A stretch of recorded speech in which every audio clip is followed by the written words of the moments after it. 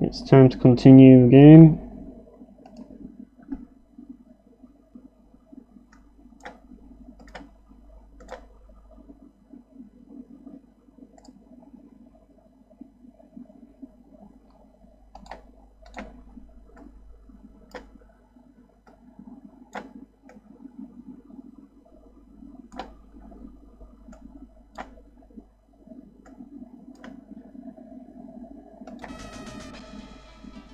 Right, there we go.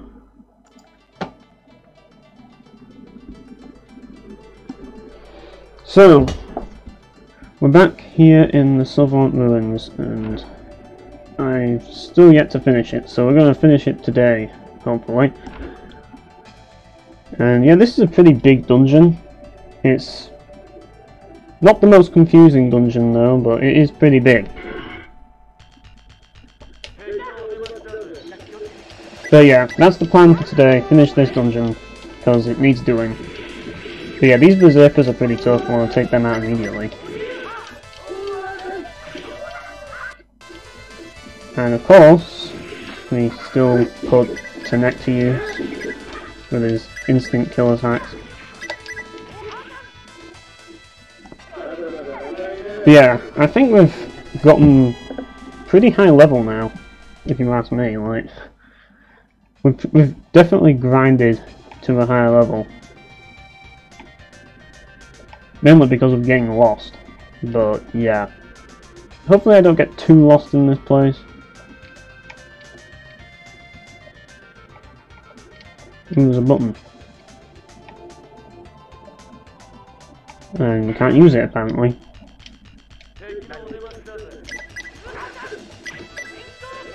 Right, this might not have been the best thing to do, but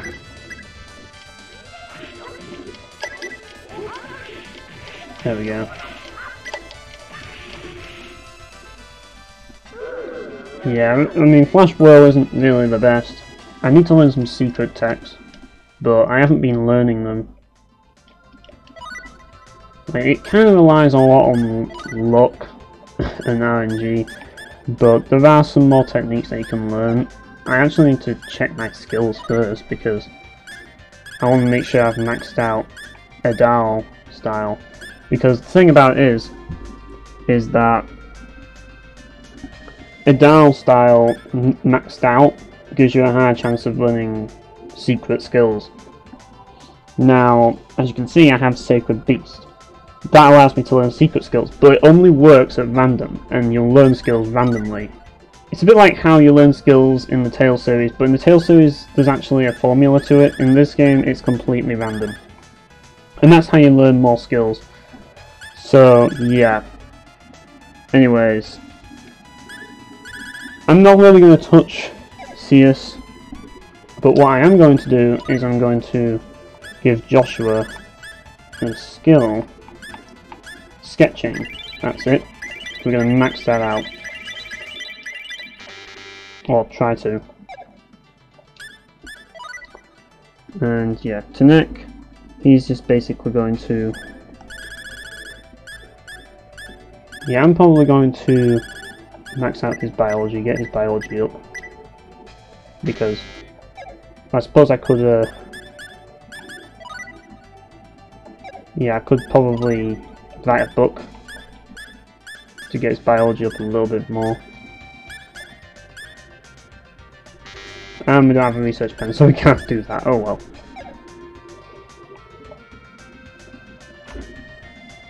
I guess we can do that later. It's no big a deal. I really shouldn't have probably put it in biology, but whatever. Does it really matter? Not really. This game does allow you to make a few mistakes. It's not really... It can be challenging at certain points, but it's not really too difficult. I don't really think... Like, that's the thing, Star Ocean games are meant to be simple and allow for failures. I mean, you could argue that they're flawed in that regard, but the way I see it is, a lot of JRPGs are flawed, really. Because a lot of them are very simplistic.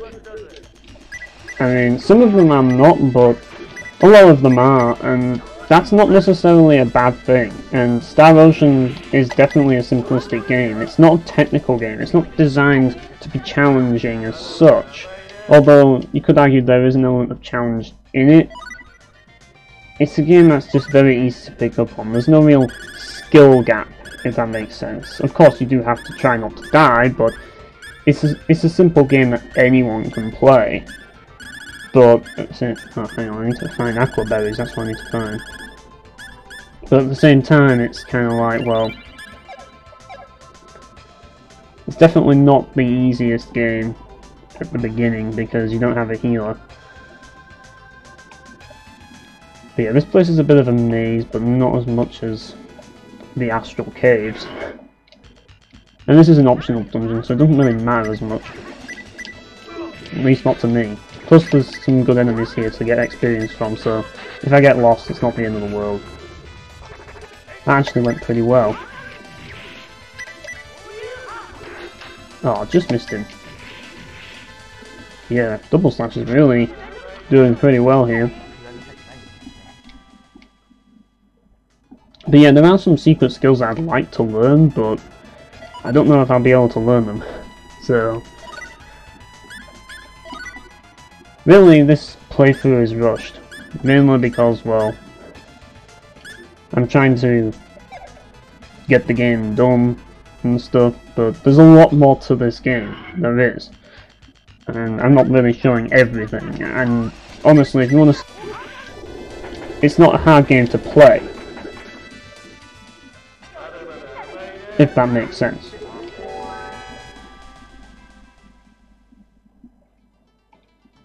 In addition to that, and I forgot, there's also a skill, but I don't think I can learn it yet, and I'm keeping Ratix's XP up because there's a skill that he can learn, but I haven't got it yet.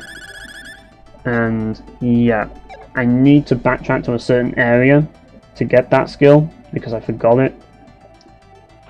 So yeah, that's what I'll be doing eventually. I don't know if I'm going around in circles or not here, but... Oh, hang on a minute. Reconnection successful. I don't know if the stream went out, but if it did, then that sucks. But oh well. All you missed was basically me babbling on about JRPGs and Star Ocean and stuff. That's basically it. That is if the stream did go down, but I'm getting a notification that it did. So, yeah. But yeah, basically, Star Ocean is a simple game, and I think that's a good thing. Although I can see how people would see it as flawed. Personally, it doesn't bother me. But I like simple stuff sometimes, and Star Ocean is definitely a simplistic game, for better or for worse.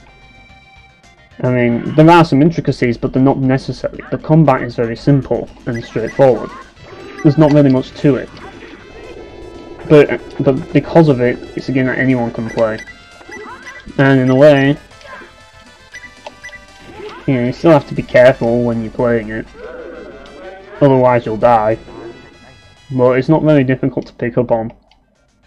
And that's one thing I do appreciate about certain games. Like, logically speaking, you can knock a game because of that.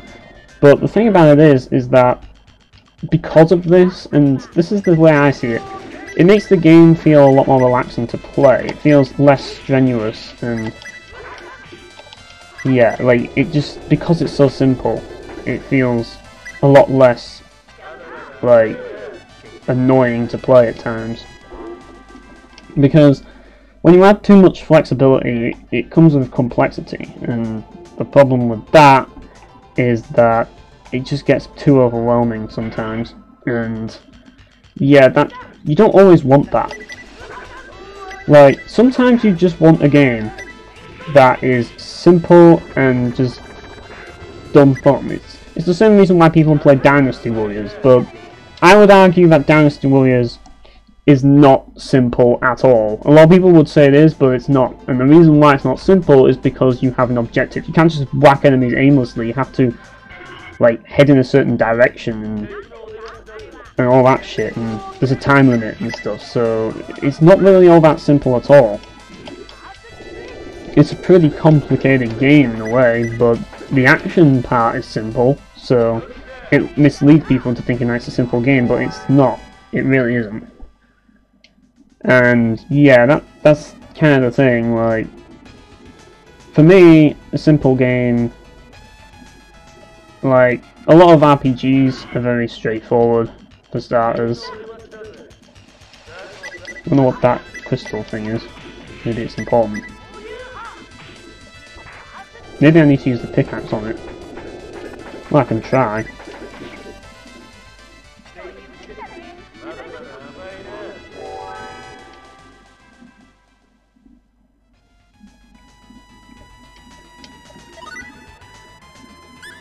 Yeah, I'm gonna equip the pickaxe because I think that might be all. I'm not sure, but it might be. No, it isn't. Okay, I must be seeing things. But yeah, I didn't. Like, I just wanted to try it. That's all. Right, what's through here? Alright, that goes down. I swear I've been there before. Yeah, back in the day, in the SNES days, you had to draw maps to know where you were going. Well, that was actually back in the freaking D&D days and the freaking Ultima days, pretty much. And yeah, I'm kind of glad that games have evolved from then. Like, people may look back on them fondly, but to be perfectly honest, the origin of RPGs, like, I'm not a big fan of it. I'm really not. I don't really like how it created a stereotype and how people have followed that stereotype the whole way. It's not a stereotype that I like, and I find that a lot of RPGs follow stereotypes that older games did just for the sake of being RPGs and stuff. And I understand why, because those games were considered RPGs, but the thing about it is that at the end of the day, it doesn't really matter. It's like, as I've said before, like, RPGs don't really... Well, the thing about it is they do exist, but this is not really a proper RPG, is it? If it was, then things would be different.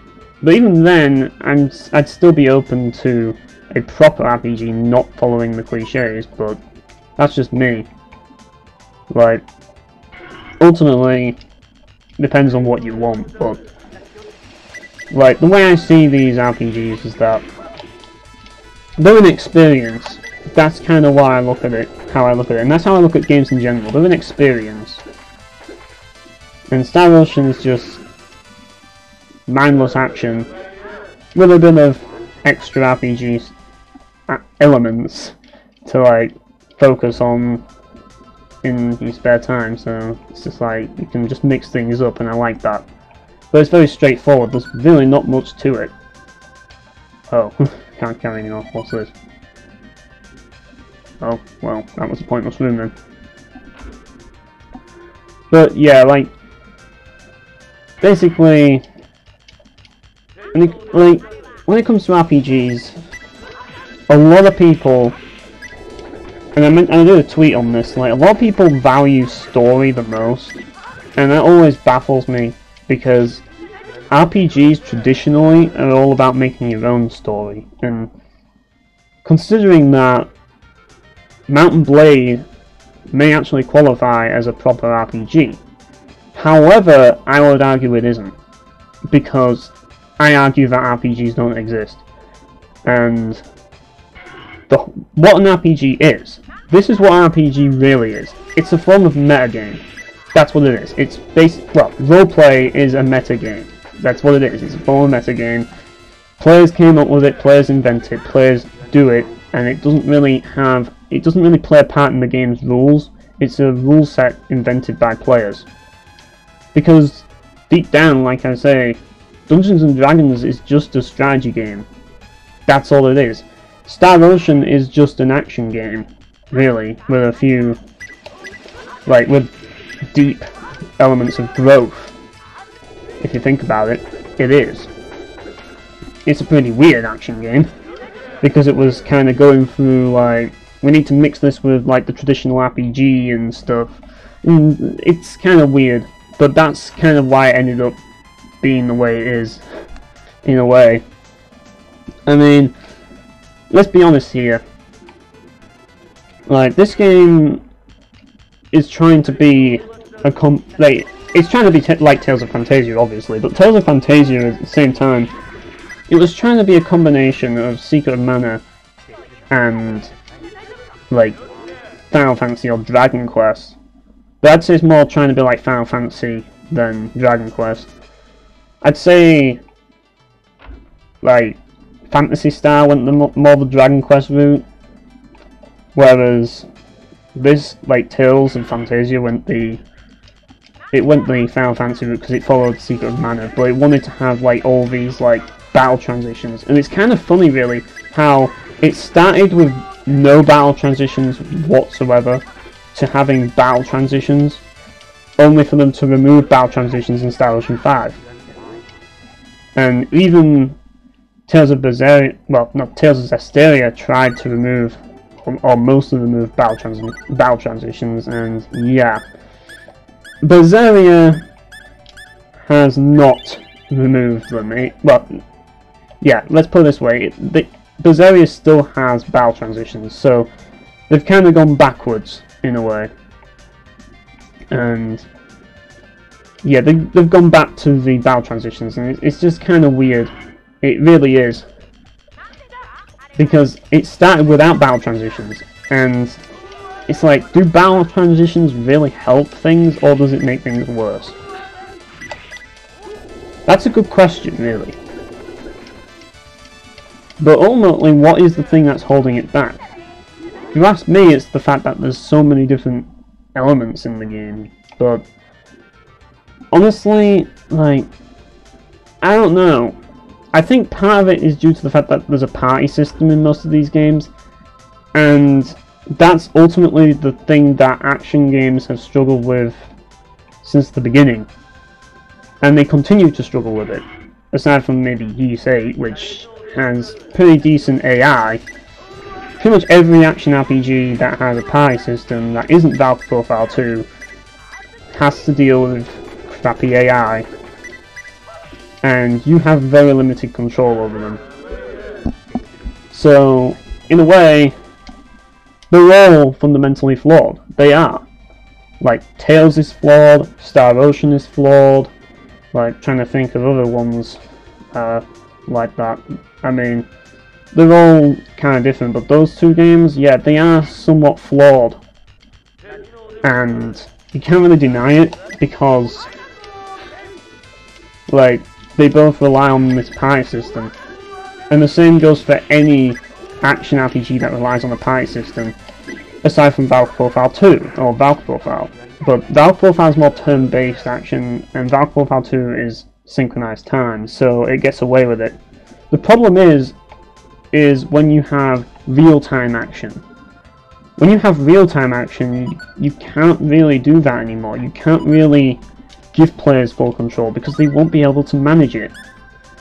Also because the controls, like, there's a limit on what controls you can have for a game. So you have issues. Right, I really need to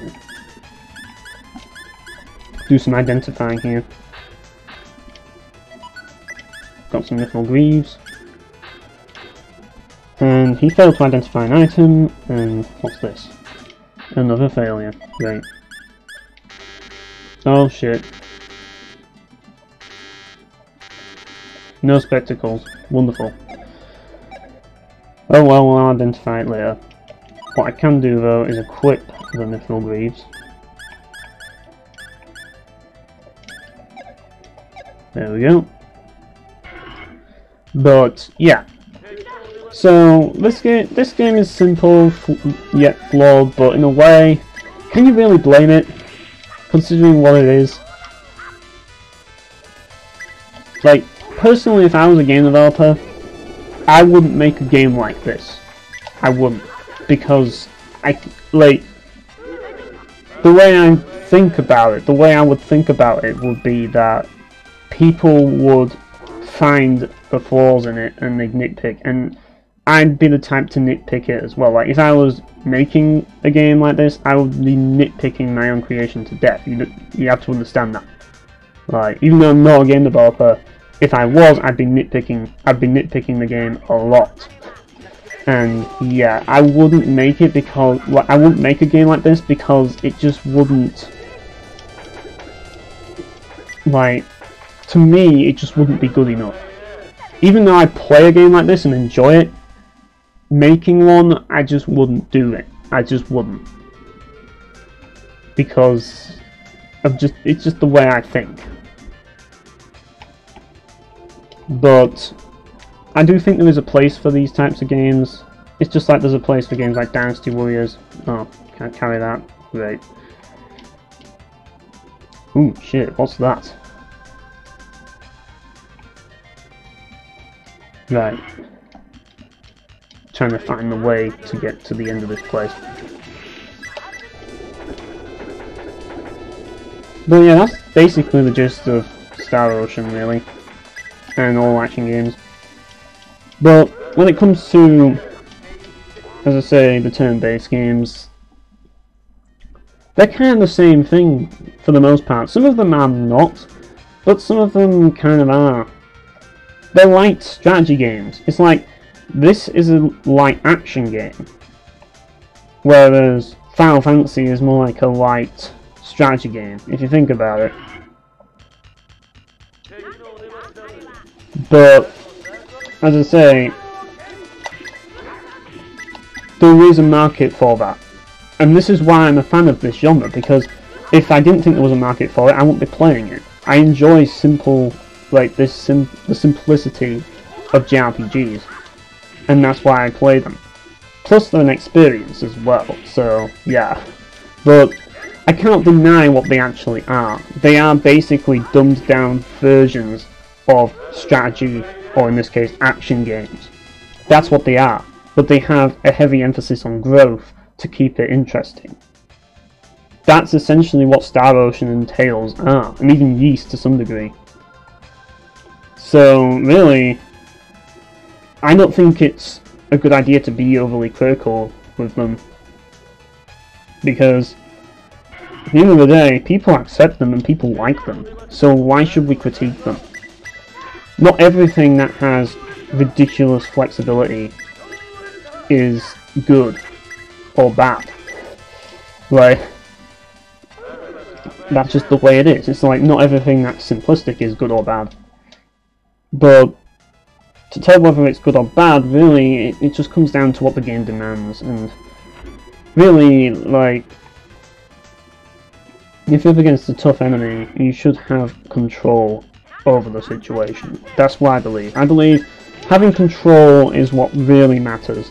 If you feel like you're in control and you have a lot of control over the game, that's where you feel enjoyment from it. That's what makes you get more engaged and enjoy a game more. Whereas if you don't feel in control, it can feel really frustrating. And yeah, that's kind of the way it is to me. But yeah, another thing is that recently I've been playing a lot of annoying games. A lot of annoying games. Well, maybe not a lot of annoying games, but I've been playing some annoying games, and yeah. And to be perfectly honest, it's come to the point now that I really want to just stay away from hard games. But at the same time, it's like I can't help it, because half the time I don't even know if a game is hard or not. And some games that are hard, you know, they can be worth it, but it's always a risk, and that's the problem. It's like, for example, F-Zero GX is balls hard, but it's worth it. It's worth it to me. And it's one of those games where instead of feeling frustrated when you lose, you feel... Oh, hang on. I must be going around in circles here. Instead of feeling frustrated when you lose, you feel like, you know, I'm gonna give that another chance. Like, the game makes you want to try again, and it makes you want to... It just strengthens you. Hey JRPG Gaming and Phoenix joined at the same time. But yeah, like, it strengthens you when you want to... When you lose in F-Zero GX, you just feel the urge to give it another go, but you never feel frustrated, you never feel irritated by the games. Well, sometimes you do, like in story mode, but for the most part you don't really feel like the game is ridiculously hard for the sake of it. Like, you don't really feel like the difficulty is impeding on your enjoyment. Whereas a lot of games, you do feel like the difficulty is impeding on your enjoyment. And honestly, like, I think a lot of people look at games and think, if it's hard, it doesn't matter. Like, you can't criticize a hard game for being hard. You know, and I'm like, I disagree. I thoroughly disagree with that. And the reason for that is because ultimately what it comes down to with a game is enjoyment. And if you can't enjoy a game, then you need to know whether a game is accessible or not, to know if you... Because not everybody likes challenging games, and I'm one of them. For the most part, I don't like challenging games. I don't like games that are hard. I don't like Dark Souls. I don't like games like that because they piss me off. And that's just the way it is. So, I just can't do with all of that shit anymore. Like, I've just had enough. I just want to play games and have fun and not get frustrated by them. That's basically it. And, like, it kind of annoys me when a lot of people, like, say that I can't criticize a game because I'm terrible at it. Like, that really does get me riled up. It really does. Like, I hate it when people say the words "get good" whenever you criticize something because it's hard. Because all you're doing is taunting that person and being a douchebag. That's all you are. And telling people to get good doesn't make any sense, because they're not going to get good unless they know what they're doing. And that's the thing, it's just like, it's stupid. But people use that word all the time in arguments, and it just annoys me. Because it's like, you don't have a right to critique it if you're not good at it. And that's just a lot of bollocks. Like, at the end of the day, look at the people who are good at games. Like, do you think they're qualified to give an opinion on it? I wouldn't say so, unless they played tons of games and, like, unless the reviewer or critique material, which, granted, some maybe, and that's perfectly fine, but it's like, you wouldn't judge a critic for being terrible. Like, why judge a critic for being terrible at a game? Like, I don't get that. Like, some people game differently, and I think every type of critic, there's a critic for everyone. Some critics, they want to tell people, you know, their job is to tell people whether the game is easy or not, and the people who want easy games, they'll go to those critics. Whereas you'll get critics that basically cater to people who want challenging games, and it really depends on the audience you're trying to cater to. Right, hopefully I'm not going around in circles, because everywhere looks the same here. But, yeah, like... And yeah, a new F-Zero, that's definitely not going to happen. It really isn't. I know it isn't. Even I'm hopeful for it. We all know it's not going to happen. And if it does, like, I think Sakurai should direct it personally. Like, that's the entrance.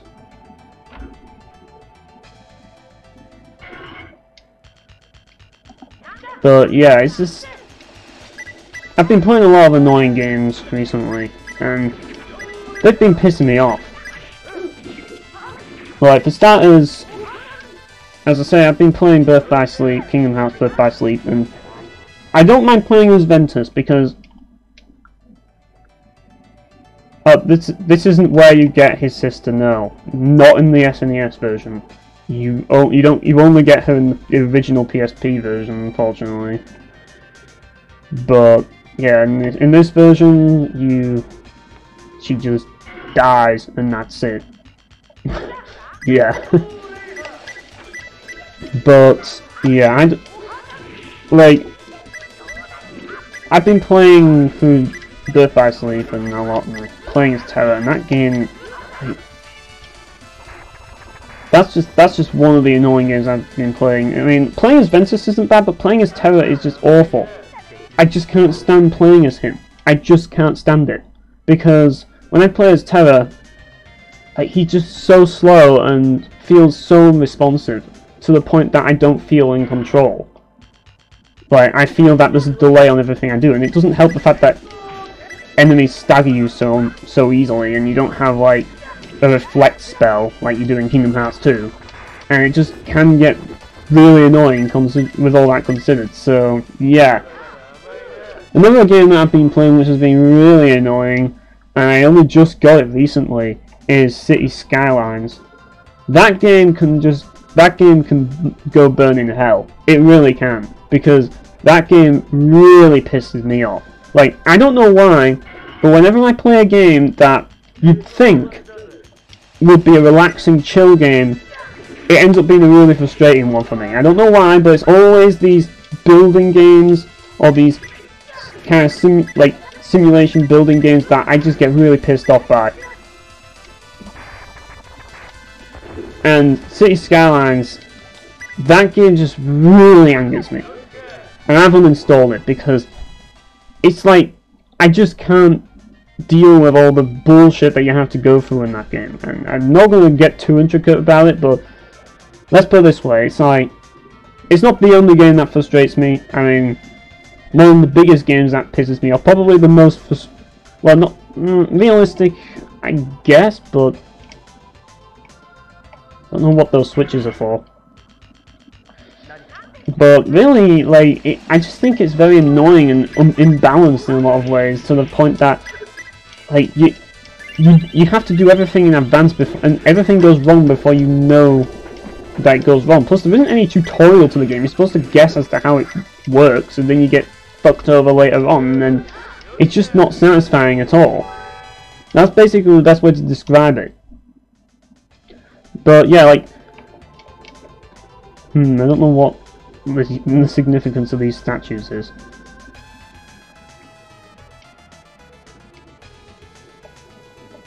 Like, there seems to be quite a few confusing dungeons in this game. There really does. Granted, that's one thing that I will say about Tri-Ace in general. Tri-Ace dungeons are usually going to be a pain in the ass. And that's one thing I'm definitely going to say, because, I mean, the design of the dungeons is, like, aesthetically is amazing, though some of the dungeons can get quite confusing in a lot of the games.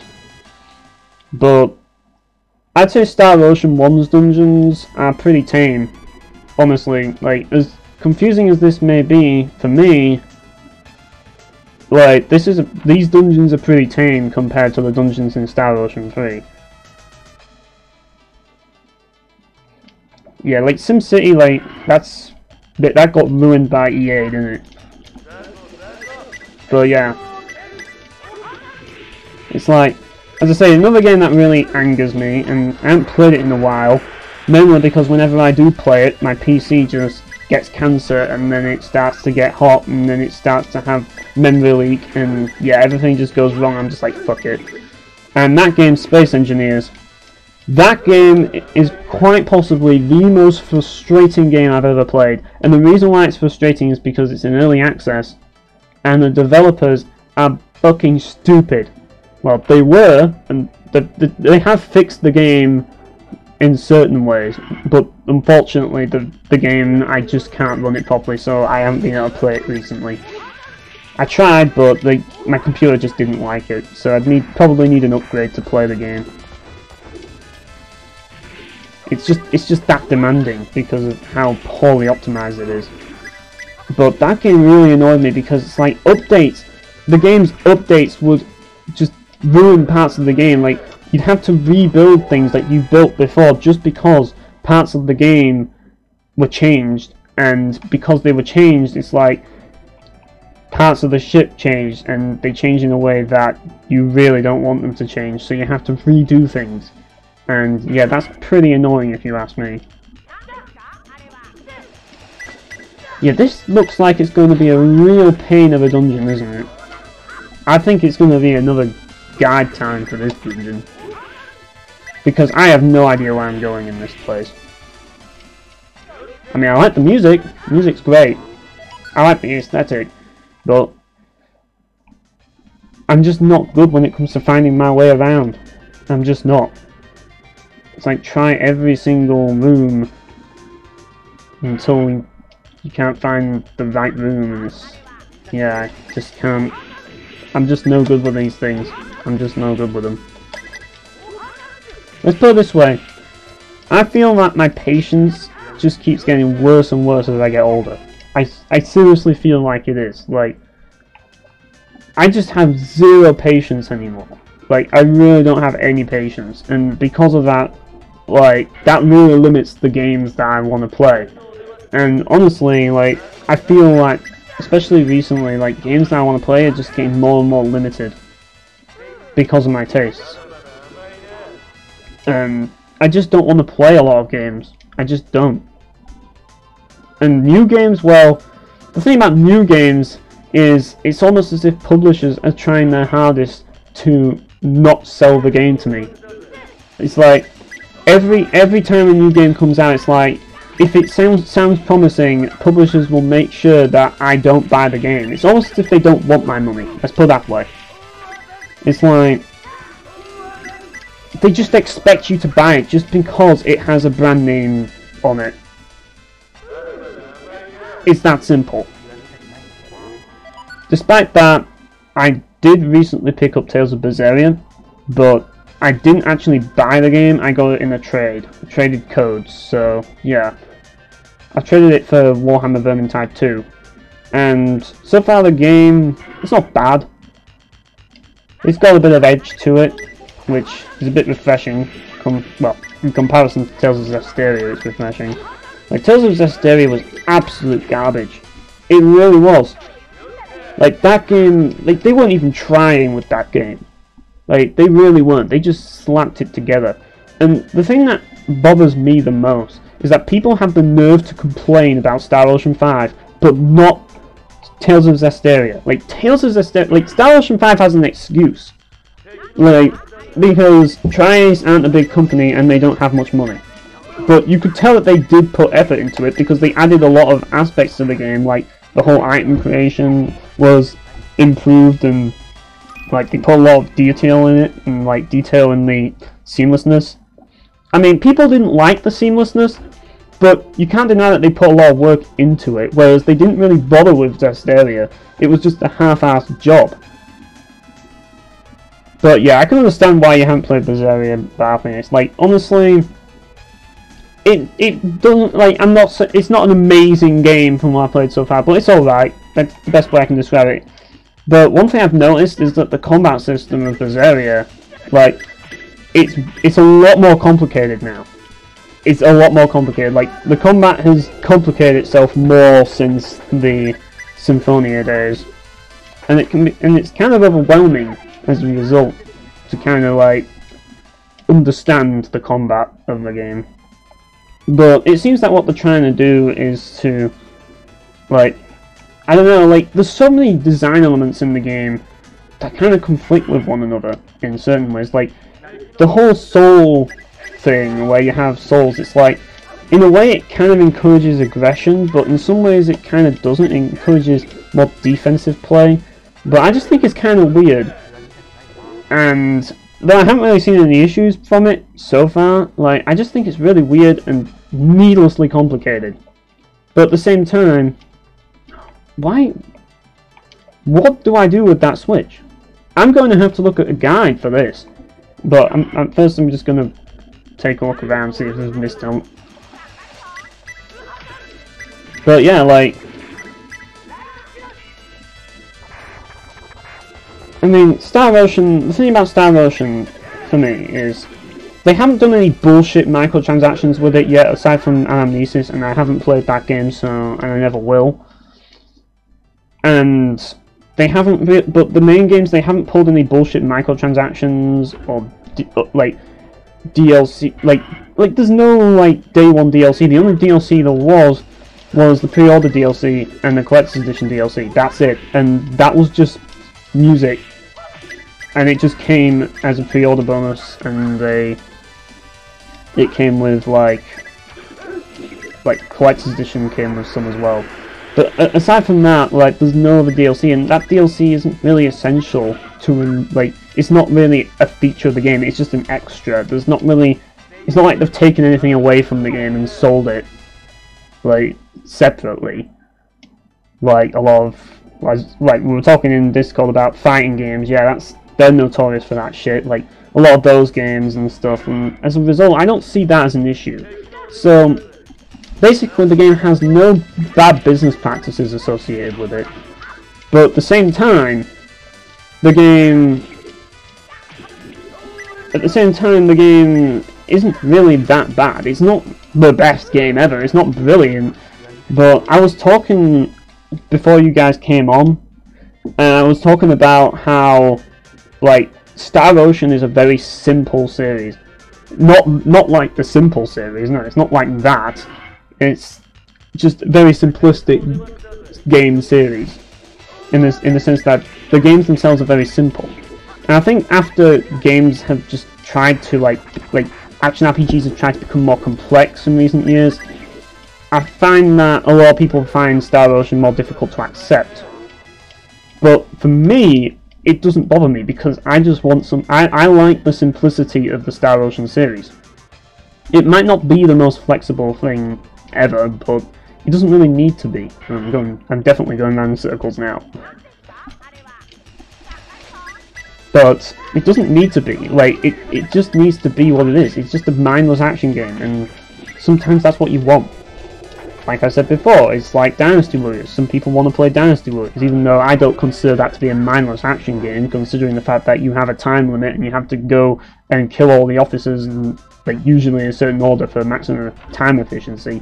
Which, that's the thing I don't like about the Dynasty Warriors games, the fact that you're constantly pressured with time, and time is just everywhere, and you just have to rush through it, and I don't like that. I want to take my time, and games like this allow me to take my time, and they are really properly relaxing.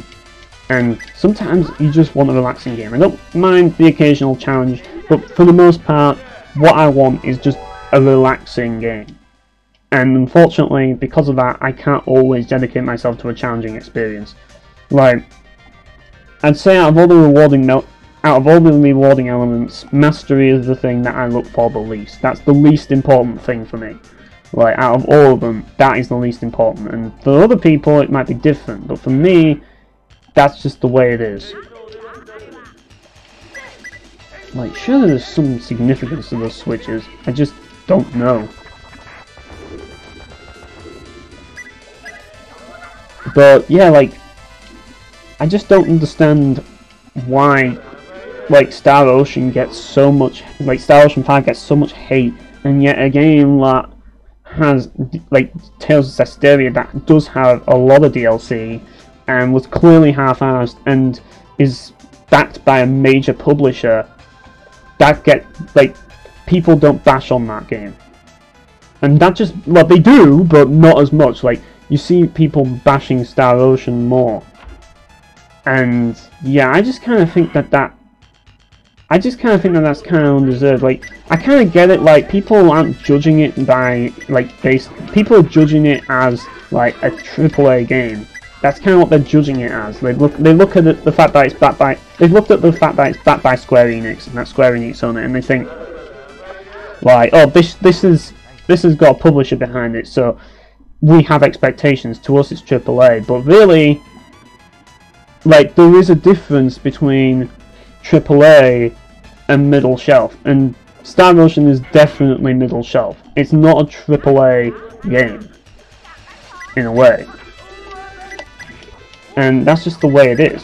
Whereas Tales, I would argue, is AAA. It might not be AAA in the sense of, like, Call of Duty and that lot, but in terms of a JRPG, it kind of is. It's a mainstream JRPG series that everybody's played, everybody knows, and as such, it makes a lot of money. I mean, it's pretty obvious that Tales makes a lot of money because they're still doing it, and they kept doing it since, like, until Zestiria, where they fucked up. I wonder why they stopped making Tales games after Berseria, because they realised that they fucked up so much that Berseria didn't sell well. That's probably why. But, yeah. Yeah, that's the thing, like, Square... It's like... Oh, hang on. Don't know why that happened, but... Like, Square's kind of... It's very... As a company, I'd say that Square is very hit or miss. Like, I enjoyed the Final Fantasy games a lot back in my youth, but nowadays it's like... Not so much, but the Bouncer is definitely one of the games that holds up the most to me in terms of Square soft games. That's one of the games that does stand the test of time for me.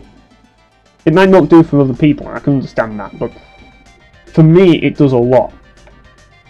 And like, I can never see that as being a problem. Yeah, like, the thing about it is, and here's another thing, like, and I've said this before, like, some games just don't need sequels. If you think about it, like, I'll name a few games that don't need sequels and should never have sequels. First of all, Odin Sphere Lathasphere, or Odin Sphere. That game does not need a sequel. That game shouldn't have a sequel. If they made a sequel of that game, then it would be stupid, and they shouldn't do it. Another game that shouldn't have a sequel is Infinite Undiscovery. A lot of people would say otherwise, but for me, I would say no. Don't give that game a sequel. It doesn't need one. It resolved itself perfectly at the end. Don't bother giving it a sequel. Those are just two examples of games that shouldn't have sequels. But there are other games out there that have reached their peak, and in a way... And here's the thing. With F-Zero, I do kind of think it has reached its peak, but here's the thing. What I want is not a new F-Zero. Not necessarily. I wouldn't be against a new F-Zero, but here's what I want. What I want is an expansion to GX, ideally. Either that or, like, first of all, remake the game, well, re-release the game, and then have an expansion of content and a track editor maybe. Like, that's kind of what I want. I want more content. That's what I want. And in that sense, you have an expansion for it. But unfortunately, console games don't tend to do that, aside from DLC. And the GameCube doesn't have DLC. So, really, like, re-releasing, like, a new, like, re-releasing GX but with new content, that's what I want. But unfortunately, the gaming industry doesn't see it that way. They just think, oh, like, they either want a brand new game, or...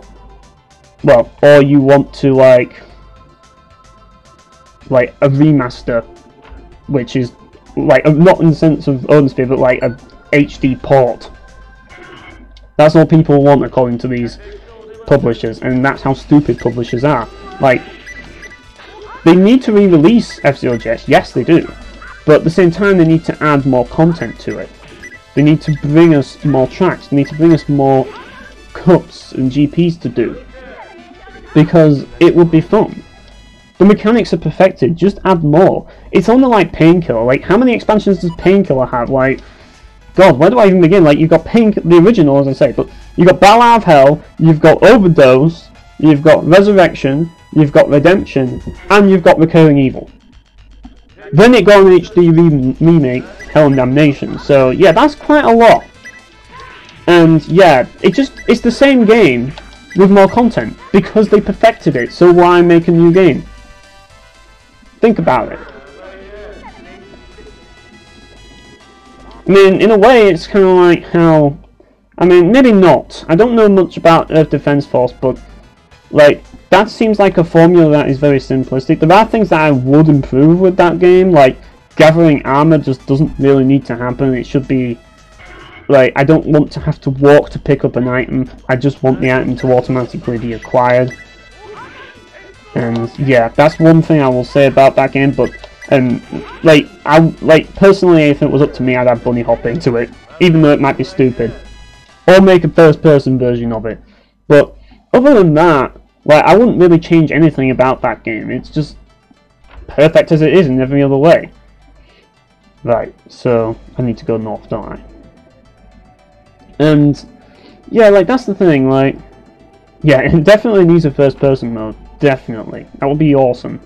Right, here we go.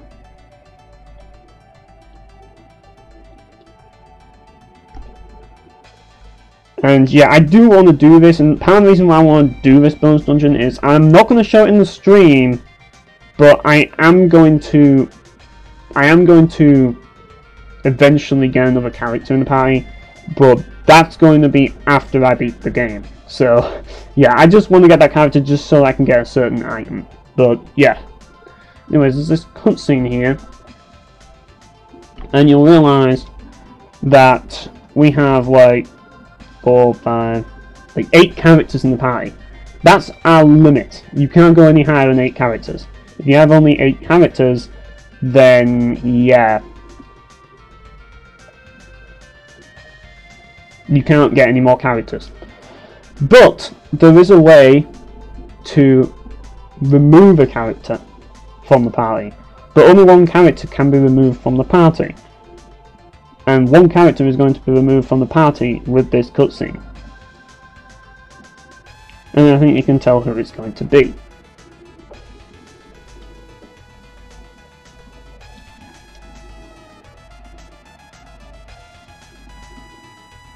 But yeah, like, that's kind of what I want. I want an HD... I want a re-release of F-Zero GX just so that you can add expanded content to it.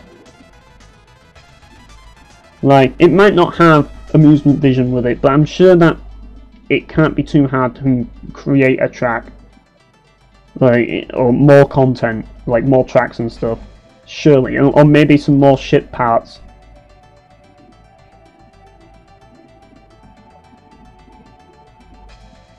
Yeah, she's desperate to protect that crystal. It's like, you will not destroy the Frozen Throne.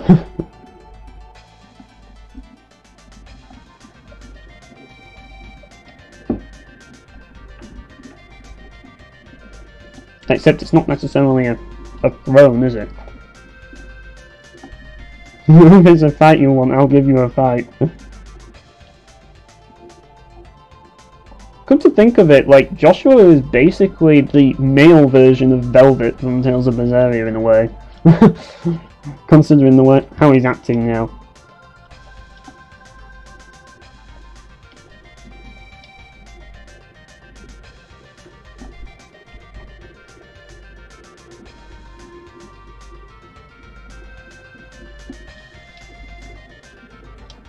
But yeah, she's pissed off. Well, she never really mingled with any of the party members that much anyways, so does it really matter? And I never used her in battle anyways, because she's not good enough. She's not cool enough apparently. Well, I'm sure she's not terrible, but like, I just don't care. Like, it's not worth keeping her in the party. Personally. But some might disagree. And she doesn't get to say farewell, she just says farewell. And they teleported to another dimension. Oh, hang on. There we go. I love that, how they died. They died like the Dreadlords, like, just warp out.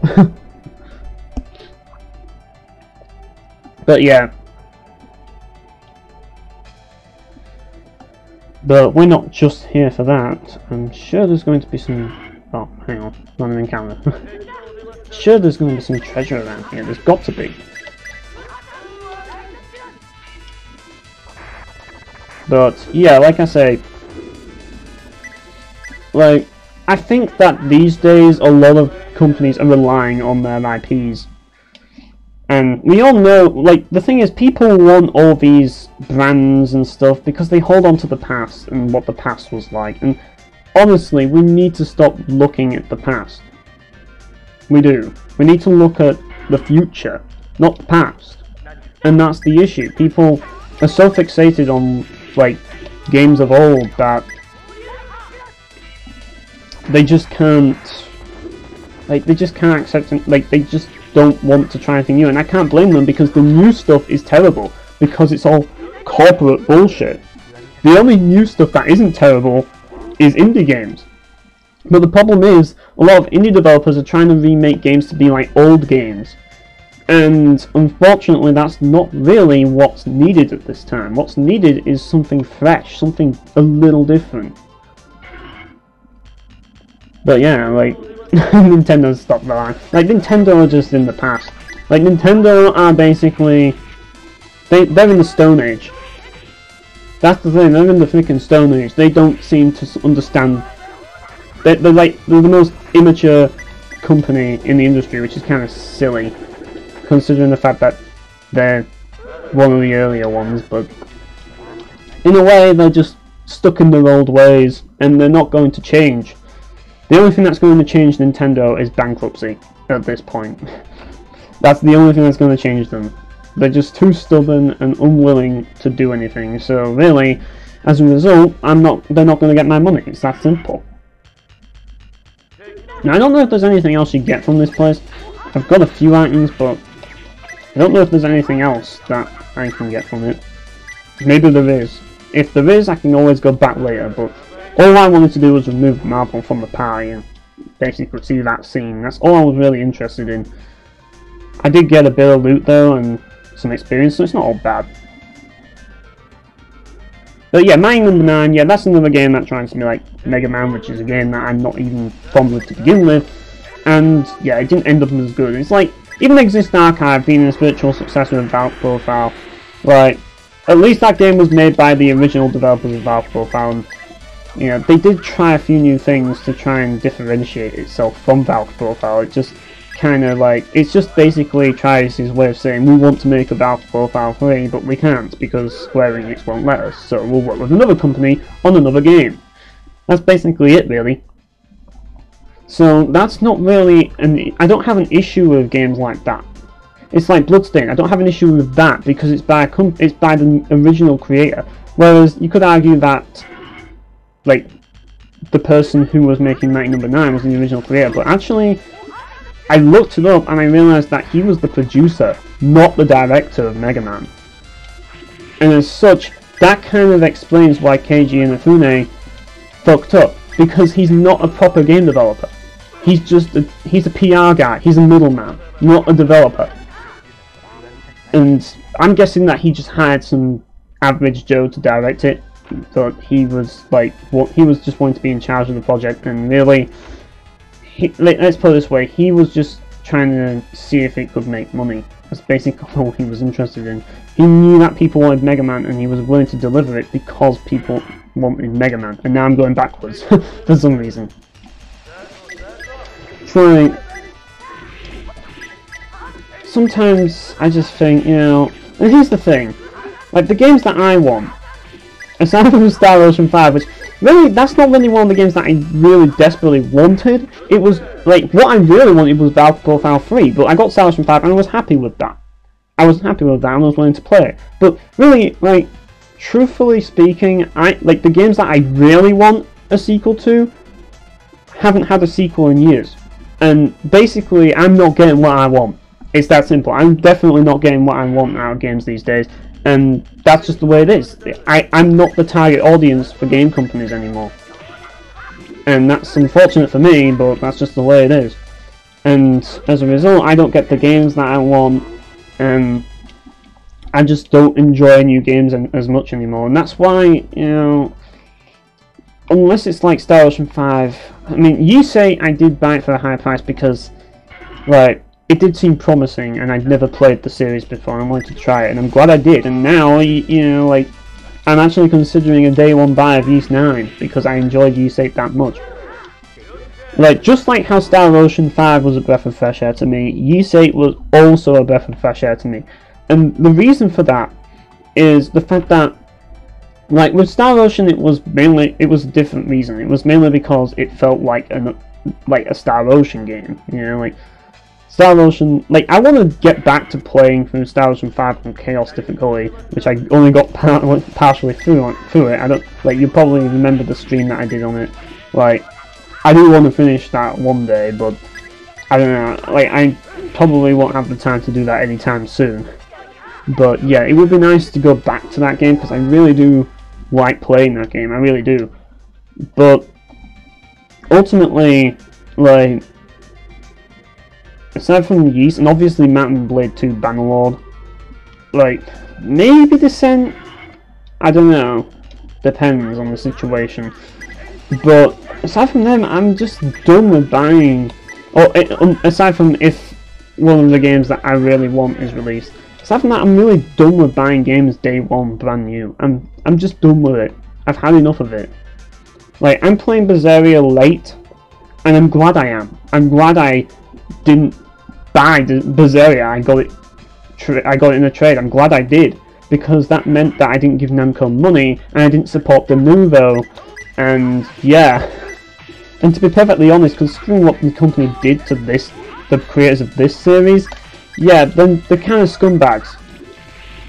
And really, I don't want to support scumbags. I mean, I can enjoy their games, but I don't really like to support Namco. Especially Namco Europe. Fuck Namco Europe. They can suck it. Seriously. But yeah, I have no idea when that Descent game comes out, but I am interested in it. It's on the radar, that's one thing for certain. Like Yeast 9, Descent, Mountain Blade, Bannerlord, whenever that's released. And I think that's mainly it. I mean, Devil May Cry 5, like, the more I hear about Devil May Cry 5 now, the less I want to play it. To me, Devil May Cry 5 feels like they're just trying to play it safe. They're going to copy and paste Devil May Cry 4, and they're going to add a few extra things. And I'm not against that, don't get me wrong, but the way I see it is, do we really need a Devil May Cry 5? Do we really need it? Like, is this a sequel we really need? A lot of people think that we do need it, but, and this brings me back, and this is the reason why I brought up the topic of games that shouldn't have sequels. I don't think there should be a sequel to Devil May Cry 4. I think Devil May Cry 4, the series should have ended with 4. Honestly, I think it should have. 4 perfected the formula. It should have been left as it is. And that's how I feel personally. Now, yeah, people like more, and I understand that, but the thing that annoys me about Devil May Cry 5, this might not seem like much to a lot of people, and it might be crazy that I'm thinking about this, but it's the fact that, first of all, obviously the microtransactions, that's the first problem I have with it, but this, which was also in the special edition, which they kind of snuck in there, which was dirty. But also the fact that they're trying to fuck with the story and the continuity of the game. Then one more after that. Yeah, that game, like, DMC Devil May Cry shouldn't have existed. Like, I blame the existence of that game. That game is the reason why we have a Devil May Cry 5. If it wasn't for that game, we wouldn't have a Devil May Cry 5, because no one would be talking about Devil May Cry anymore. People would still be playing 4 and they'd be content with it. It's all because Ninja Theory wanted to make a Devil May Cry game that we got a Devil May Cry 5. Because people got sick of the new Devil May Cry, didn't want it to go into that direction, so they're making another Devil May Cry to try and make up for the fact that, yeah, basically it's damage control for the series. That's what Devil May Cry 5 is. It's damage control for the series brand name. So that they have more brand power later on. Maybe it's so that they can make it into a mobile game or something. But ultimately, I just don't think we need another Devil May Cry game. And I think Devil May Cry has reached its peak. I'm not meaning to say that we can't have another game like Devil May Cry. I do think Itsuno should work on another game series that has similar gameplay to Devil May Cry. It's a bit like how, you know, you had Odin Sphere and then you had Muramasa.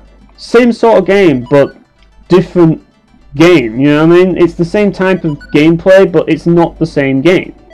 That's what they should do with, like, that's what they should do with freaking...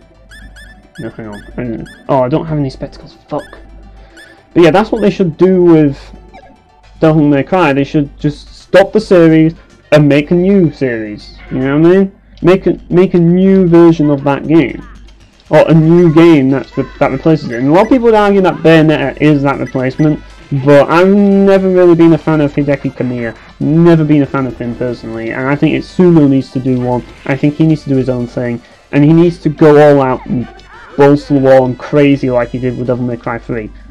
But Devil May Cry 4, the problem with that game, if anything, is the gameplay was fine. Nothing wrong with the gameplay, although there were a few annoying sections in the game. Like, I just think that the story and Dante's character just wasn't... Oh, I'm going back in round in circles. And Dante's character just wasn't as good. Like, he just felt so goofy. And it just felt out of character for him. I kind of understood what they were trying to do. They were trying to bring back the old, like, craziness of Dante, but the thing about Devil May Cry 3's Dante is he was crazy, but he was also serious, and he was no-nonsense type of character.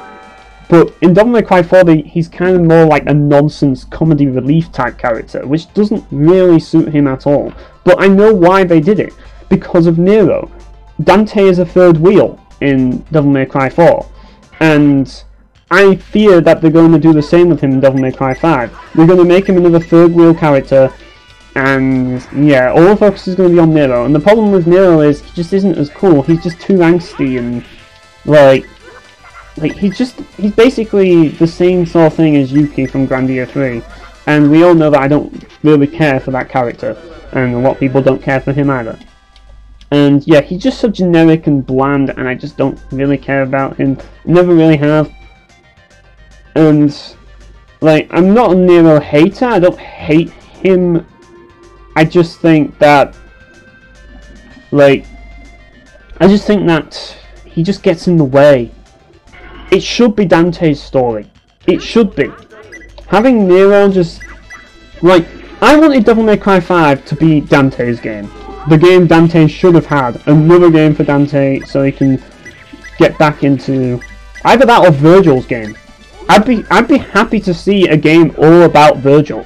I would want to see that. I would want to see that. That's a good way to continue the Devil May Cry series. If you can't put more Dante in the series, put more Virgil in the series. But no, they had to put frickin' Nero in the series.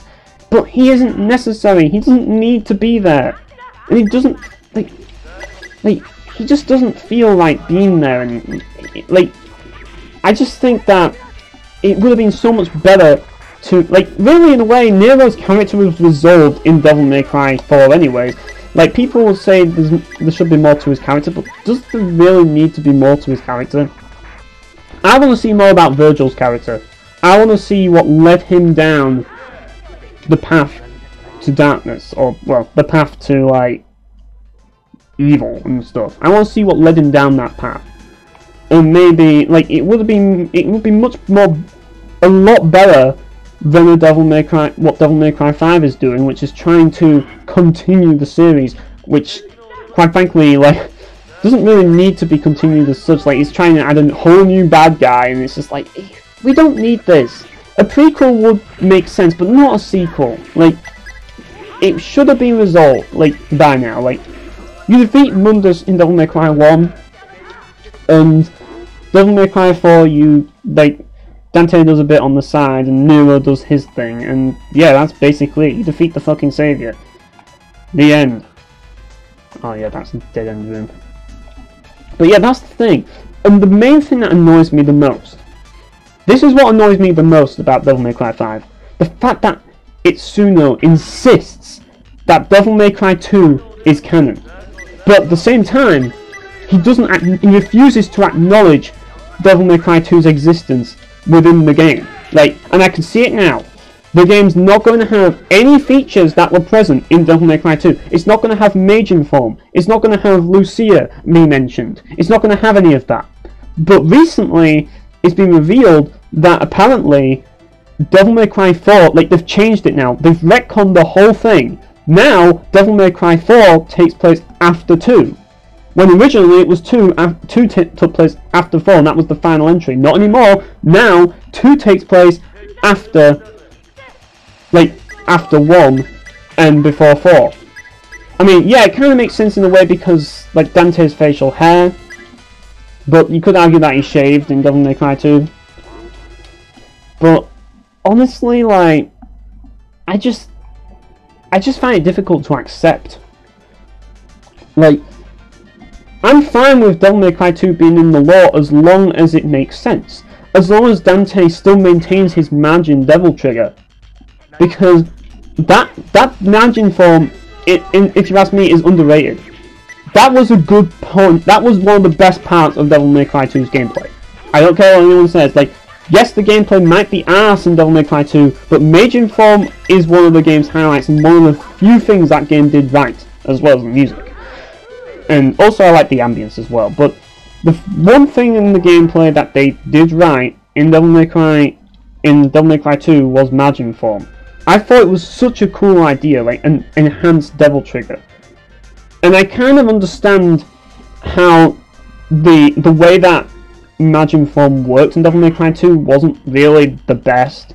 Like, what they should have done, what they should have done originally is, oh god, the multiplying. This could be bad. Shit. Hang on. If I get stoned here, this will be bad. I'm going to save state here right now. I'm not going to get a game over after all that. Not going to happen. I'm not going to redo all that fucking bonus dungeon again, just because I get stoned. Not happening. It's not who I wanted to target, but oh well.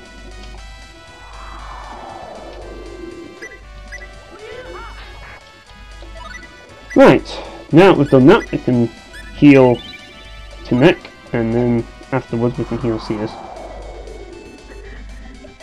Yeah, like, the thing about it is that I'm talking from a more story perspective, and I know that we really shouldn't be worried about story in Devil May Cry, but let's be honest, Devil May Cry 3's story was kind of interesting to some degree, and I just think that Devil May Cry 2 added something really cool and interesting that could be developed upon, that does have potential to really be fleshed out. But they're not going to bother, are they? They're going to leave out Majin form and pretend that it didn't exist. Mainly because people didn't like Devil May Cry 2, but also just simply because I don't think that they even thought about Majin form. Like, they just didn't think about it. And they're just going to forget that it exists and not even consider it or not even remember that it exists. I don't even think Itsuno remembers Majin Devil Trigger. I don't think he does. But the thing that bothers me as well, here's the other thing that bothers me about it. In that little demo trailer that you saw, where Dante gets his ass kicked, like, that's bullshit. Because, canonically speaking, hang on, how much money do I have? Not enough for that specific item. But, like, canonically speaking, I just need to make sure they're not stoned, right? Like, Dante should have kicked that guy's ass with Majin form. Like, he should have, like, or at least tapped into Majin Devil Trigger as a last resort against Urzel. The fact that he lost without ever having used Majin form just annoys me. Like, it's like they completely ignore it and make him look weak when he's supposed to be at his strongest in Devil May Cry 2. And now they've changed it. Oh, hang on, I've got all those skills. Now they've changed it so that Devil May Cry 2 happened before Devil May Cry 4. So now, like, he never uses Majin form in Devil May Cry 4. And it seems that that's their way of getting away from it, getting around it and trying to ignore it. Why can't Itsuno just say, okay guys, from this point onwards, Devil May Cry 2 is not canon. It's a side story. It's nothing to do with the it's got nothing to do with the continuity, or whatever, of Devil May Cry's story. It's got nothing to do with Devil May Cry's story anymore. Like, it's just a side story or fanfiction of Devil May Cry that's not canon. That's all he has to do. Why doesn't he do that? Why does he stick to Devil May Cry 2 and keep acknowledging its existence and keep it canon, yet he does nothing about it and takes nothing from it? That's what bothers me about Itsuno at this point. The fact that he wants to keep it canon, yet he's not willing to acknowledge the lore of the game. You might as well just remove it. You might as well just not have it. Alright, first of all, I want to go to Ottoman, because there's a place I want to visit.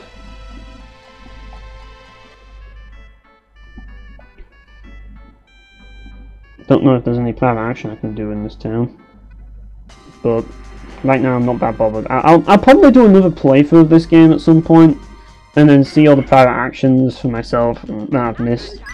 Maybe try out other combinations of characters. Maybe have Fear in the party or something. You never know. But at the moment, I'm just going to stick with this. I'm just going to focus on the story and finish the game again. That way I've got data, and I can replay the game anytime I want to after that. But yeah, that's the thing, really. Like, it just really annoys me that they're going with that route. And honestly, like, Devil May Cry 5, like, I just can't be arsed. I really can't. Maybe I will play it. Maybe I'll pick it up. But, like, I have no, like, enthusiasm for that game right now. I really don't. And that might seem weird, but I just don't. I just don't have any enthusiasm to play it. It just, like, why should I play it? Why should I play... Why should I buy this when I can already play Devil May Cry 4? You know what I mean? It's the same thing with Soul Calibur. So why am I going to play Soul Calibur 6 when I've already got Soul Calibur 5? But I do realise that some people think differently about that because they didn't like Soul Calibur 5. But for me, that's the question I ask. And I think a lot of game developers need to ask themselves that question. It's like, why should people buy my game? Why should people buy the game that we're making? Particularly indie developers, but even AAA, they need to do it as well. They need to come up with a reason why people are going to buy their game. And if they can't find that reason, then they should give players a reason. Give people a reason. And that's the thing. It's got to be more than just, this is a sequel to a game that you've wanted to play that you've wanted for years. No, it's got to be more than that. It's got to have something new to offer, or something to offer that players can't already do. You know what I mean? It's got to have something that makes players need it, not just want it, need it. And that's the way. That's the thing that developers really need to get. That they really need to do. It's not just about making people want your game. It's about making people need your game. And how do you make people need it? Well, yeah, of course we don't need games, but you've got to make people feel that they need the game. And unfortunately for them, they don't. And to me, I just look at it like this. It's like, I don't need this game. And then people are like, oh, well, you're missing out. And I'm like, what am I missing? Like, so what if I'm missing the game? If I'm missing out on the game? Does it matter? Like, I've played so many games already that at this point, I can't see what the problem... I can't see the issue that comes with missing out on something. What's the problem with missing out on something? Like, just because you don't play a game doesn't mean the world's ending, you know what I mean? But also, it's like, if there's no reason for me to buy the game, I'm just not going to buy it. It's got to have something that makes me really interested in it. Otherwise, I'm just not going to pick it up. And I mean, it's like, Devil May Cry 5, it's like, it's not that I'm not interested in it, it's just like, I just don't have any drive to pick up the game. Hang on, I need to find the skill shop, there it is. I just don't have any drive to play it because it's just like, right now, I just don't need it. It's not a game that I'm really desperate to have. It's a game that might be interesting, it will probably be a fun game, but it's a game that I just don't need. And that's the thing. And, I mean, I understand, it's more than just me. I'm sure there's people out there who think differently about it and they need the game. And that's fair enough, but I just don't need it. Personally, I just don't. Like, I should have done this ages ago, but what we're going to do is get Link Combo. Now, what this does is basically allow the combat to be more flexible, because if you look here, now we have this area. So we've got Twin Slash, and we can combine it with something else. So what we're going to do, we could do Spirit Blast, but I'm actually going to go with Dragon Howl, or Dragon Roar as it's supposed to be. And Dragon Roar, I'm probably going to Spirit Blast is pretty good. I'm considering using that just because it might actually be pretty decent. But, like, Dragon Roar isn't really the best opening move. I think it's better to stagger first, then use Dragon Roar as a second in a combo. Right, where is Dragon Roar? There it is. Right, Air Slash. And what we want is to get... Well, I'm not going to bother with Flash Whirl, I'm just going to probably stick with just Air Slash for that because it's easier to just do Air Slash, but with this, what I'm going to do is Spirit Blast, then I'm going to do Flash Whirl. And now it seems silly that I've got Spirit Blast and Dragon Howl here, but it's just that I just think it would be better to just do it like this, personally. That way it knocks enemies away from me, and then I can use Flash Whirl when there's enemies stunned. That's the idea. That's the theory behind it. But yeah, I just came here just to get that one skill, because it's just too good to miss out on. And yeah, the only character that needs that skill is Ratix, really. Without other skills, I think. Let's have a look. What were the other skills that I got? Like, or was that the only skill? Regardless, I'm glad that I've got it. Hit the enemy without fail.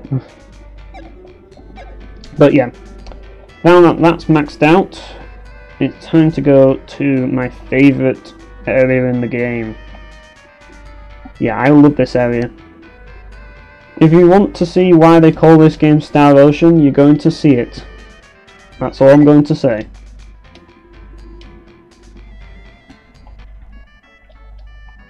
But first I need to go all the way back, and now I've got YouTube notifications, which is annoying me. Right, so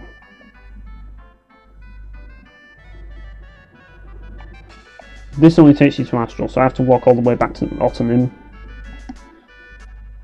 Yeah, it's a bit weird like that, but I think Ottonim will take me back to Sylvalant, or Sylvalant, or whatever. I don't know if it's Sylvalant or Sylvalant, I think it's Sylvalant, whereas in Tales of Symphonia, considering the fact that it ripped off this game, it's Sylvalant. Yeah. I do think they still ripped off the game though. They also ripped off the name of the village, Isseria, because the Ethereal Queen was originally called the Isselia Queen. They just swapped the L with the R to try and say, yeah, we didn't rip you off Star Ocean, but they did. They clearly did. And honestly, ripping off Star Ocean was the best thing that Tales could have done, because it just makes the game better for me. That's why Symphonia is my favourite, despite the fact that it has a lot of annoying puzzles and dungeons and shit. I can understand why people would not like Symphonia, but I enjoyed it despite its issues. I could get past them. I don't know why, but believe me, like you all know how much I hate puzzles in games. So if I hate puzzles in games, like, and if there's a game that's really puzzle heavy and I like it, it has to be good. You know what I mean?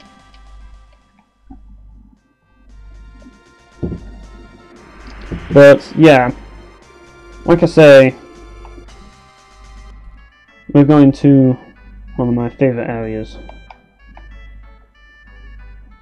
But first I need to go to the ship, and I think we need to go to Sylvalant first, or whatever.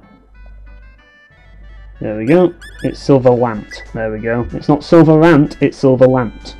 But in Tales, they called it Sylvalant. Yeah. Right. I'm just going to get prepped first, get some potions and stuff, and then... Oh, I forgot to do this. Got to put CS to work again. Hey Extreme Rec, how's it going? We've got to well, yeah, it's going to take a while. As we all know, CS is not an expert at this sort of thing. We've got a Mithril Shield for Roddick. More Mithril Mesh. Well, we didn't really need that, but we've got it anyways.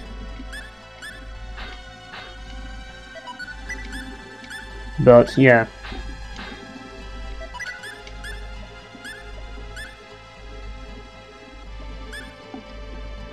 Well, I did get wrecked at one point in this game. Well, this game's giving me quite a bit of trouble, I'm not gonna lie. Right, Mithril Mesh, yeah, he's got that. I need to give you the Mithril Shield, which gives more defense, so it must be good. And yeah, I need to get some more stuff, and he's just automatically equipped it, but we're not using you, Onyx. Go away. But yeah, let's buy some items. Right, get some blackberries, appleberries, liquor bottles. Gotta have plenty of liquor, especially considering what our team is composed of. Like, you see us and Tanek, they both like their liquor. I'll buy a few of those. I don't even know if I'll use them, but whatever.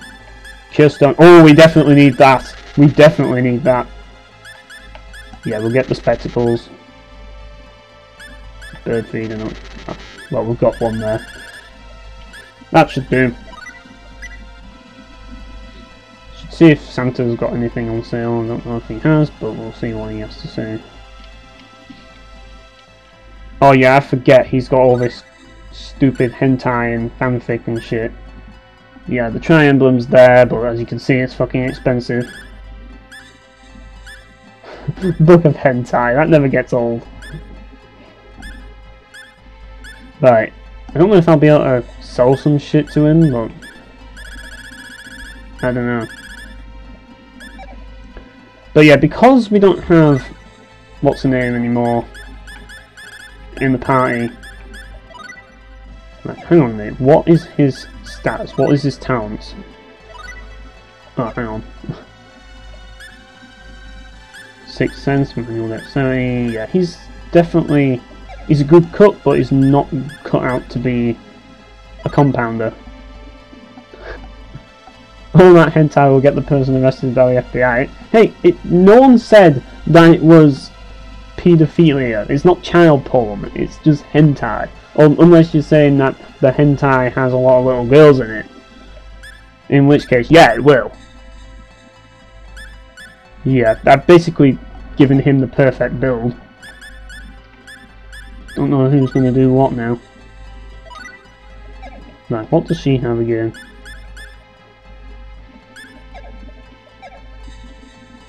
Oh well. I think we're ready now to go to my favourite area, if that guy doesn't get in my way. Right, first of all I'm just going to save the game. I know it might sound silly that I'm saving the game here, but like manual saving, but I'm going to manual save first. It's just a bit, it's just considering the fact that this area is pretty tough and we'll be there for quite a while. I don't know if I'll be able to do it all in one stream, but we'll definitely give it a try, first attempt. Because we've got 2 dungeons to get through in a row here. But yeah, let's get going.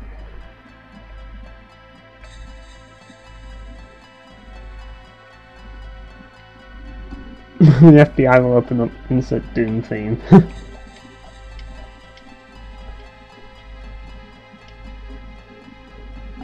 Right, want to get to the deserted island. And yeah, I just read the comment as well. Devil May Cry 3 is also my favourite game in the series as well. Definitely my favourite game in the series, no contest. That game was a masterpiece. I mean, it's not one of my favourite games of all time, but it's, like, let's put it this way, it's not in my top 10, but it would be probably in my top 15. Definitely. Because it is a masterpiece, and it definitely deserves recognition, but I'm not a big fan of the Devil May Cry series in general, let's put it that way. But yeah, we're off to the demon world.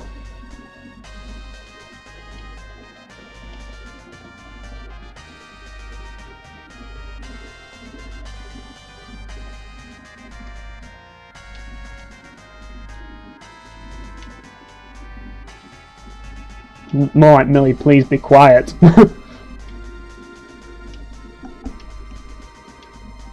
Yep, let's just get in there. Let's get to this awesome place.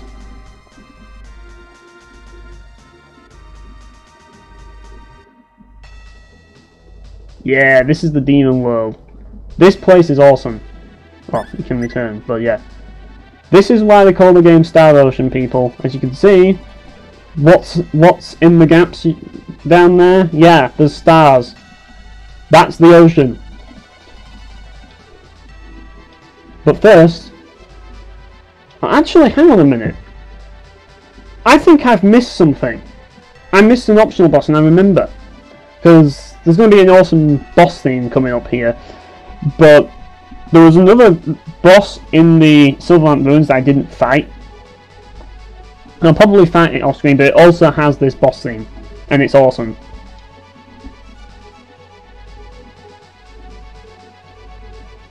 I will kill you all. But yeah, this boss theme's awesome. I mean, it's not as good as Dancing Sword in my opinion, but it's still it's still an awesome boss theme. But yeah, this is going to be, it shouldn't be too difficult, especially now I have Link combo.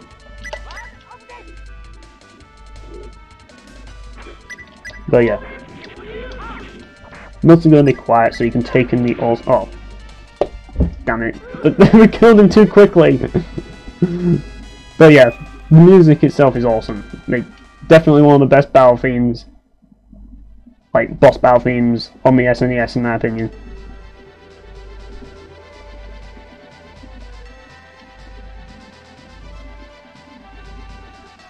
But unfortunately you didn't get to hear the whole thing, and it's just an awesome song.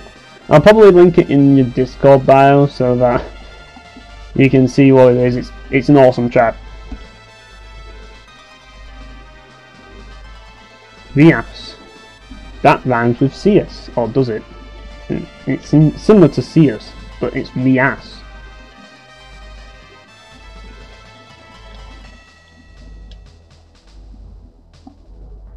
But yeah, it's funny that Marvel's just left the party so she couldn't get her revenge.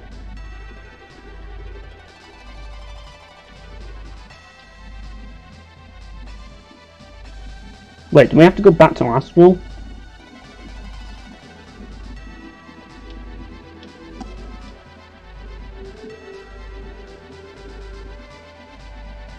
Yeah, I don't think that's a word though.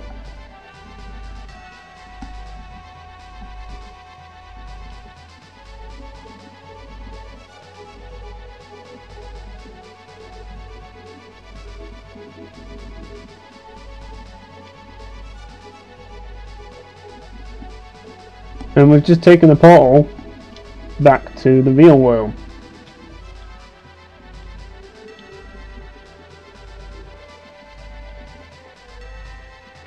Oh, we actually get to hear it again, which is good.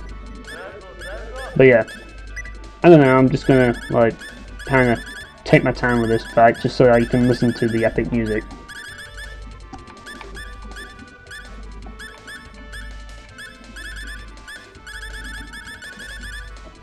I'm just trying to think what am I going to use. Let's use a stink pot. Oh, that's what it does, it poisons him? Okay, let's use a melt potion.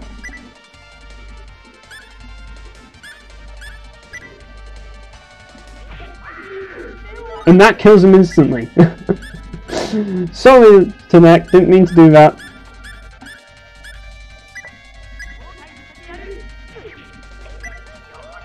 Yeah, I can practice movement. I'll need to practice that for another boss coming up.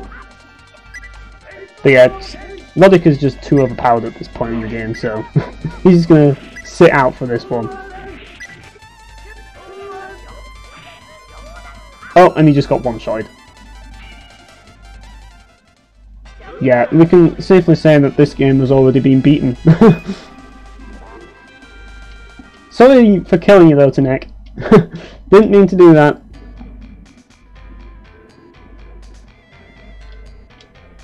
But yeah, that boss theme was awesome.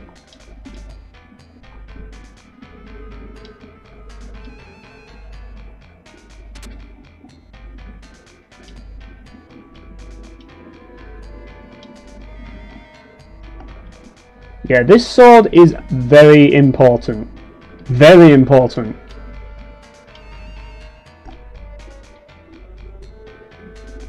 Get ready for a lot of RNG well,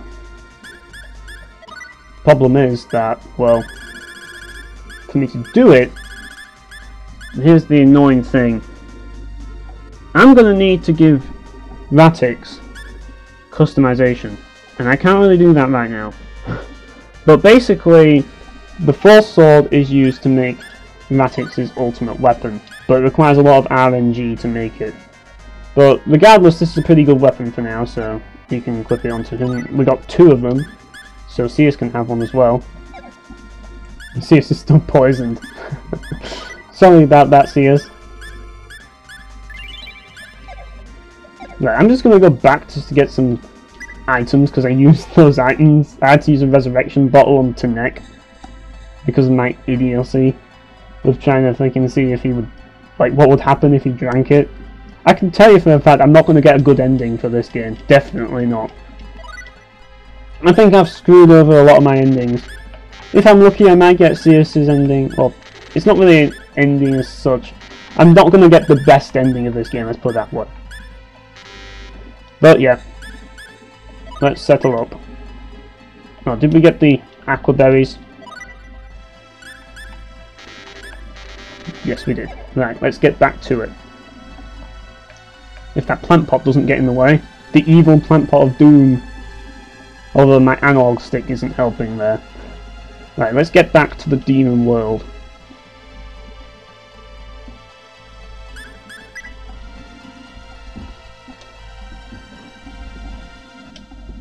Hopefully we won't run into a random... Oh, the moment I said that, of course, and it's against these guys as well.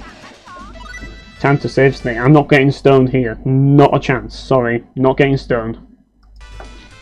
These guys can stone you in seconds if you're not careful. Kind of accidentally.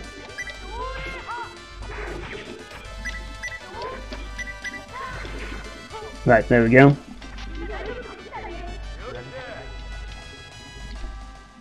Yep, we've got some liquor.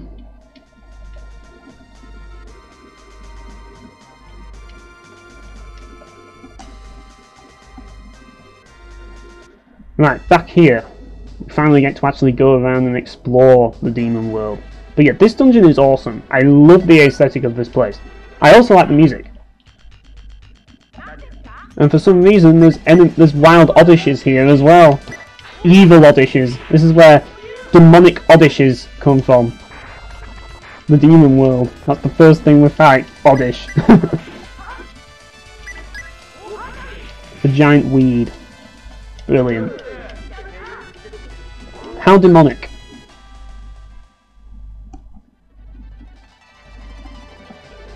But yeah, I just love this place. Like, as I say, this is the reason why they call it Star Ocean, because you're literally walking on a hollow asteroid in outer space. Like, you've just taken a portal to outer space. And the thing I love about it is it's the demon world. So, in the Star Ocean universe, the netherworld is in space. And if you think about it, like, hell being in space actually makes sense, because hell isn't going to be underground like people make it out to be. And it's not going to be on planet Earth at all. It's going to be somewhere in space.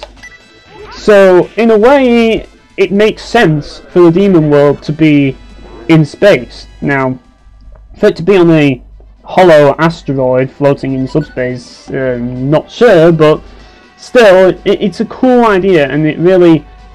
I like how it blends into the whole sci-fi aspect of the game.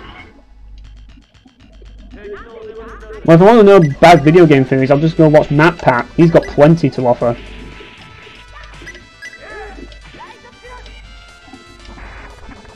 Yeah, this move wasn't necessary, but it's probably killed him. Yep.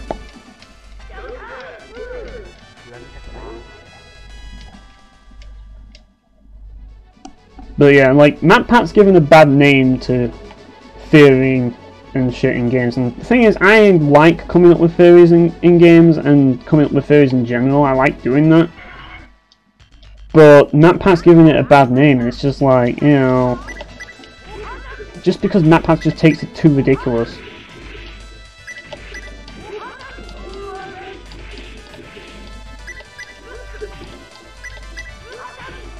There we go.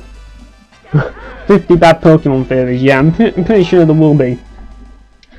Considering there's been a lot of like hacks of the Pokemon games as well, there's gonna be a lot of stuff that's like people like fan fiction and stuff. Like I've heard of some really bad fan fiction for Pokemon. Let's put it that way. I don't know why, but a YouTube channel I was subscribed to, like they did a let's read a fan fiction of Pokemon, and it seemed pretty weird. I don't know why, but why they did that, but I don't know. Something different, I suppose. But I wouldn't want to read fanfiction of Pokemon, that's for certain. But it could be worse. It could be reading fanfiction of Kingdom Hearts. Now, that would be bad. But then again, even that's not as bad as reading Richard Nart's books. I'd rather read Kingdom Hearts fanfiction than read any of Richard Nart's books. Unfortunately, I have to read one of Richard Nart's books. I still haven't read it. And that's Well of Eternity Trilogy. Yeah, that book is cancer. Unfortunately. Sirius is a little stuck. He's having a seizure. Ash X Brock thing. You've seen some weird stuff.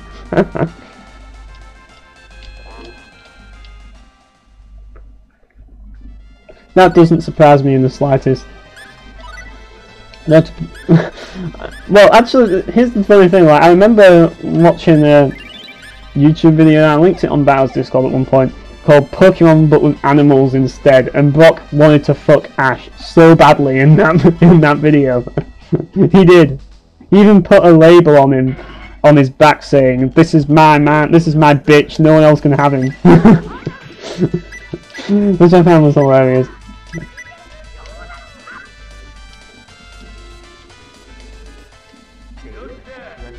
Anything has a better story than the story in World of Warcraft, that's for certain. World of Warcraft has the worst story ever told. And that's saying a lot, considering the fact that Kingdom Hearts exists. But, like, Kingdom Hearts' story is a masterpiece compared to World of Warcraft's story. It is, like, where do I even begin? Somehow the Orcs are able to produce giant nuclear missiles to blow up the Druids. And also blow up Fillmore Isle. Like, what? This is supposed to be a fantasy game. And now giant spaceships are flying from outer space, and like there's a massive space battle, and like I don't know, like the demons have spaceships as well. It's just like, what the fuck? Save that shit for StarCraft, not Warcraft. I mean, the twisting nether itself, which actually, funnily enough, this area that I'm going through in Star Ocean right now, it kind of reminds me of the twisting nether a bit. It kind of reminds me of Netherstorm from World of Warcraft, funnily enough. But yeah. Big Butts 2727. What a name. Talking about this stream. I'm talking about. We're talking at the moment about bad stories, and I brought up World of Warcraft as the worst story ever. That's what we're talking about at the moment. But yeah. But what I have to say about this game so far is that, as I say, this area is awesome. This is one of my favourite areas in the game. Love this place.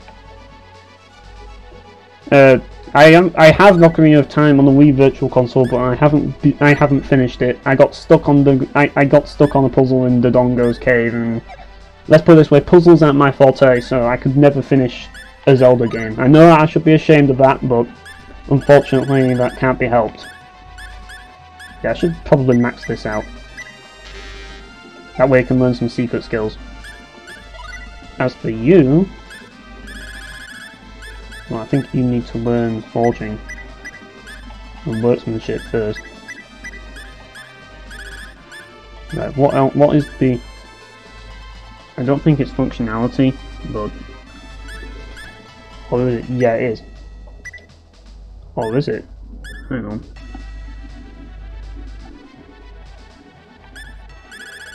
That's odd.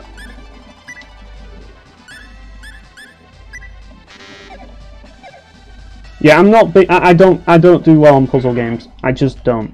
Like, I'm probably the worst person at puzzle games ever. That's how bad I am. Like, and to me, if I have to look up a guide just to play through a game, I just can't enjoy it. That's the reason why I never finished Ocarina of Time. I'm sure, like, I've watched people stream it. Like, I watched Majority stream Ocarina of Time, and the game it did have its cool bits, and I can see why people like the game, but it's just not personally for me. Like, I have played it though, a little bit, as I say, and I also played some Twilight Princess as well. Right, hang on a minute. I need to actually use item creation on that sword. Hopefully I can identify it.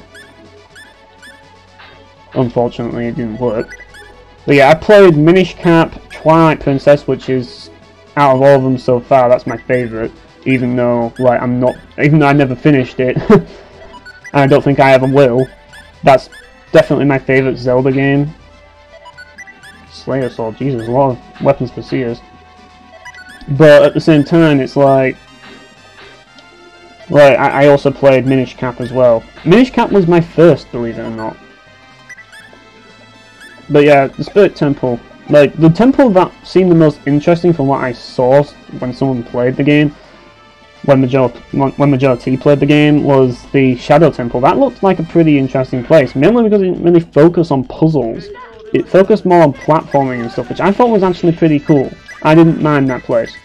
As for Twilight Princess, I like the Snow Peak Ruins because it was a really interesting concept. Personally, I think that the Zelda games should just be made into like action games. I think they should be made into like beat-em-ups, which is funny because there's also Hyrule Warriors, which that might be interesting, but like there's other beat-em-ups out there that I do want to try and like. I'd rather like they had a beat-em-up, but also with the exploration of the Zelda series. I think that would be a really good idea for me personally. Like having a Zelda game that focuses less on the puzzles and more on the action, because like, the thing that I liked about Twilight Princess is it tried to flesh out the action more. It was less about pressing a button to just swipe a sword. You had some cool moves like Helm Splitter and stuff, which I thought were really cool. And it really helped mix up the combat a little bit. And I think that having an all-out combat game would really be pretty cool, instead of having all these puzzles and stuff. Oh, crap. Looks like I have to swap to Seers.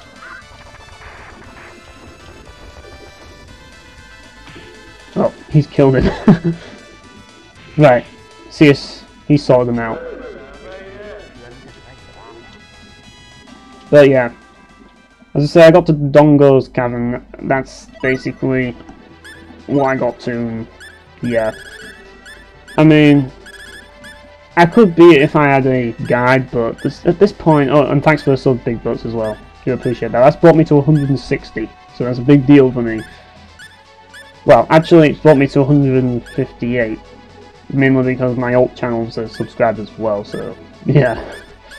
The reason for that is so that I can kind of, like, connect with this channel easier on them. Right, no, it's not that. I need to find Cure Paralysis. Oh, no, actually, I used the Liquor Ball. I keep forgetting that I can use Liquor Balls for everything. But yeah, at least it's not the Shadow Temple from Tales of Fantasia. Not Fantasia, like Tales of Symphonia. Now that Shadow Temple is really bad. But the Shadow Temple in Ocarina of Time, I never had an issue with it. I never did it, but it looked cool. Maybe it is bad, I don't know. Maybe if you play it, it's actually a bad dungeon, I don't know. So maybe you are right. Maybe it's a terrible dungeon, but I don't know. It looked interesting to me. I did see him play the Spirit Temple as well. That looked pretty interesting as well, to some degree, but like a bit too puzzly for my taste. Because, like, as I say, I'm an all-out action guy. It's like, this game, even this game's confused me. Like, you want to see what I've been going through in this stream. I've had to look up guides in this stream. That's how bad I am at finding out where to go in games. Like, and I played this game before, and I just completely forgotten everything about it, so I've had to look up a guide to see whether I can get through it. Like, the reason why I'm streaming this game right now, well, one, because I love this game, it's an awesome game, but also because I lost all my data for it, and I thought it'd be more fun to stream the game and regain my data than to just do it by myself. But I definitely, as I say, I do want to play this again off stream at some point, just so that I can get all the additional stuff done. But yeah, I do want to, as I say, play more of this later, but I wanted to stream this so that, you know, I could show the game off, because it's an awesome game. definitely one of my favourites. But it's definitely my favourite game in the series. I mean, the other games I do like, obviously, but, well, Star Wars Until the End of Time is a bit hit or miss. I have a love-hate relationship with that game, but I do like the series as a whole. I don't hate, like, I do hate Star Ocean 3, but I also love it as well. So there's not a single Star Ocean game that I don't like. Let's put it that way. I like pretty much all of them, even though I also hate Star Ocean 3, but that's the thing, it's a love-hate thing with that game. You don't play many RPG games, well, like for me, I tend to play a lot of RPGs and beat-em-ups and sometimes racing games and stuff. Those are the games that I tend to gravitate to a lot of the times. I mean, I have been doing a Let's Play of Painkiller Battle Out of Hell, which is a first-person shooter, but I'm really picky with first-person shooters, and Painkiller's the only one that I can not be picky with. So, yeah. I'll probably save state as well, so that... because I'll probably end up load stating anyways, so... I just think it'll be easy to do this. But yeah, like... I don't know if you're interested in RPGs or not, but, like... I don't know what RPGs you have played, if you've played a few, but, or why you don't play them. Because here's the thing about RPGs, and I made a video on this as well. Personally, I don't think the RPG genre is really a genre. Like, I think that role-playing is as a metagame concept, not a genre. And people seem to consider it a genre, when really role-playing games started off as like D&D, which were games that were built around the roleplay meta. But there isn't any roleplay in this game. It's storytelling, not roleplay. So it's not really properly an RPG, but it does have mechanics carried over from D&D. So yeah. Yeah, Paper Mario Instant... I haven't finished that game either, like, but I did enjoy it, but I haven't finished that game yet. What I will say though is I did play Paper Mario 2, and that game is definitely one of my favourites on the GameCube. Well, a lot of games are my favourites on the GameCube. That console's awesome, by the way. GameCube is awesome. But I lost my game, so I got to the final boss of Paper Mario 2. And the moment I got to the final boss, my memory card formatted at some point, and I lost all my data for it. But at the same time, because I moved house at one point, I lost my copy of the game, so I never got to replay the game and finish it, which is a real shame because the game's so freaking expensive now. But yeah, I also played the Nintendo 64 version as well. And I think I got to the island, the tropical island on it, but I got lost and didn't know where I was going on the tropical island, so I could never get through it, sadly. But yeah. I won't have played it because I don't own, like, I don't own them, and I haven't emulated, like, Genesis games, so, yeah. This could be problematic. I don't know if you can stone me or not. Hope not. That would be bad. Especially considering that you can multiply.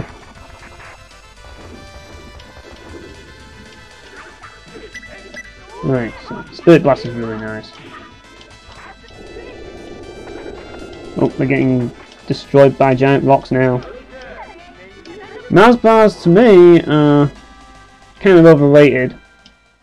Like, if there's nothing else, then sure, but, like, there's plenty of other chocolate bars that I'd rather eat.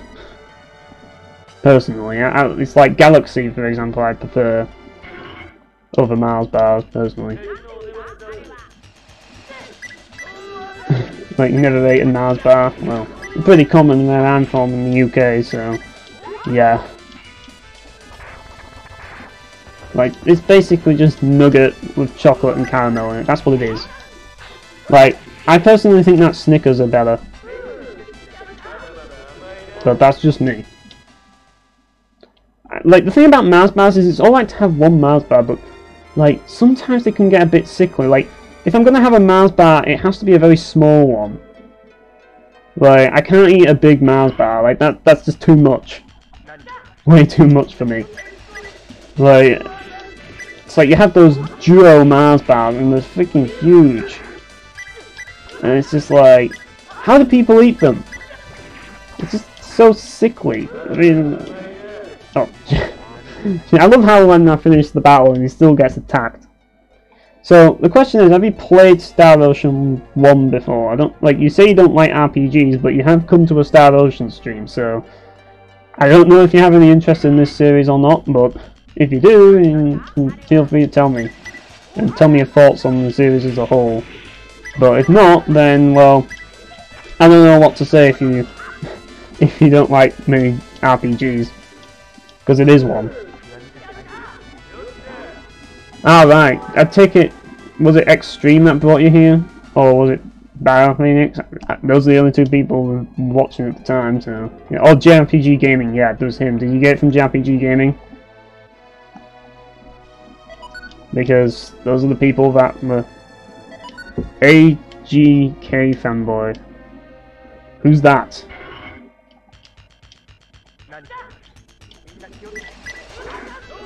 I don't know who that is, but yeah. Oh shit! We just got a secret tech, nice. Dragon Blast, it's about damn time. But yeah, I don't know who that AGK fanboy is, but good on him if he's brought you over to here. Right, time to give him Dragon Blast, that'll be nice. Right, I should probably keep using Spirit Blast, but Dragon Blast would be nice to have. Dragon Blast and Dragon Howl, that would be good. Just to mix things up a little. Yeah, if I recall, this dungeon is kind of confusing as well, so I might have a few issues here. Oh, this is just an empty room, great. But yeah, could be at the wrong stream, oh well. Well, you're here now, and that's what matters. But yeah, like, but the thing about it is, if you're not a fan of RPGs, then as I say, it's kind of odd for you to be on a Star Ocean stream, because it's like, this game, like, the other Star Ocean games, they're kind of popular in a way. This one is probably the least, like, people don't really pay attention to this one, mainly because it was never released over in the UK or America, so yeah, most of us didn't play the game. And yeah, the people that did play the game were mostly Japanese people. Eventually we got a remake, but by that time, like, people were like, well, it wasn't their first game. Even though this was the first Star Ocean, it's like, it wasn't the first game in the series. But the best way to describe this series, or this game, is they're basically action RPGs that are very simplistic, but they offer a lot of, like, item creation and, like, stuff like that. Like, you can develop your character in a way you want to develop them, rather than, like, a linear leveling system. Although, like, it does have a linear leveling system, but when you level up, you also gain stat points, or skill points, which you can use to invest in certain skills.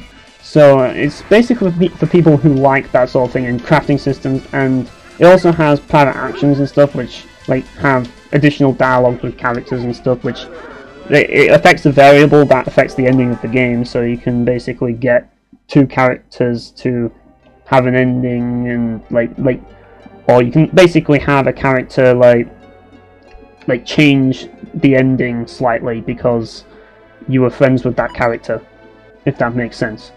But that's kind of what Star Ocean's all about. So it's, as I say, it's basically a spiritual successor kind of to Tales of Fantasia. Because the original developers of Tales of Fantasia, like, they kind of got screwed over by Namco, so they went to make this game, Star Ocean, and ever since then they've been competing with one another. Now, this series recently got a new entry in 2016, which is Star Ocean 5, which is Star Ocean Integrity and Faithlessness, and most people hated it, but I didn't. I thought it was good. I enjoyed it, but, like, I think the reason why people didn't like it is because the developers didn't really have a big budget, and yeah, people were just disappointed. They wanted it to be like Star Ocean 3, and yeah, it didn't have the same budget. But yeah, I don't tend to expect too much from games these days, personally. But yeah, like, RPGs, I always found myself gravitating to RPGs. Like, my first game was Pokemon Yellow, so yeah, that's an RPG, so Like, naturally I just got into the genre through that, I guess. But I decided to play other RPGs, whereas a lot of people kind of moved on and played other genres, and yeah, I wanted to try different genres and, like, well, try more games and different genres and broaden my horizon, and, you know, try different games and stuff, but it's been very difficult for me to do that, so it's not easy for me to find a game that, let's put it this way, it's very difficult for me to find a game that I like these days.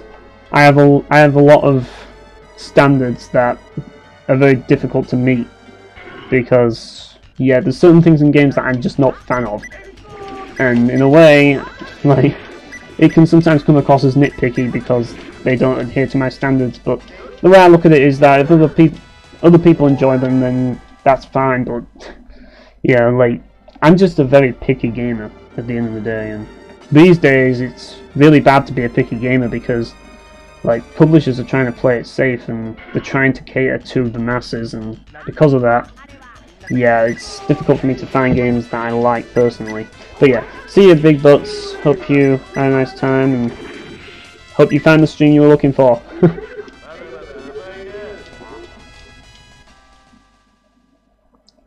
But yeah,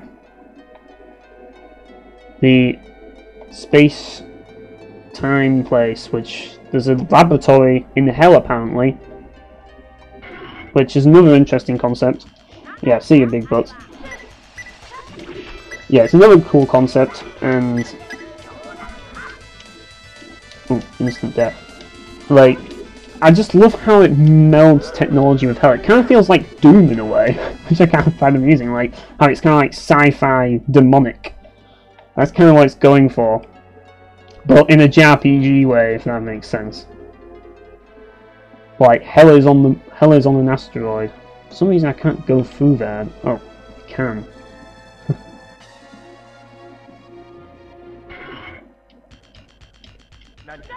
Like I said, I don't have an issue with you liking Sega, but for me, I'm probably not going to play a Sega game anytime soon.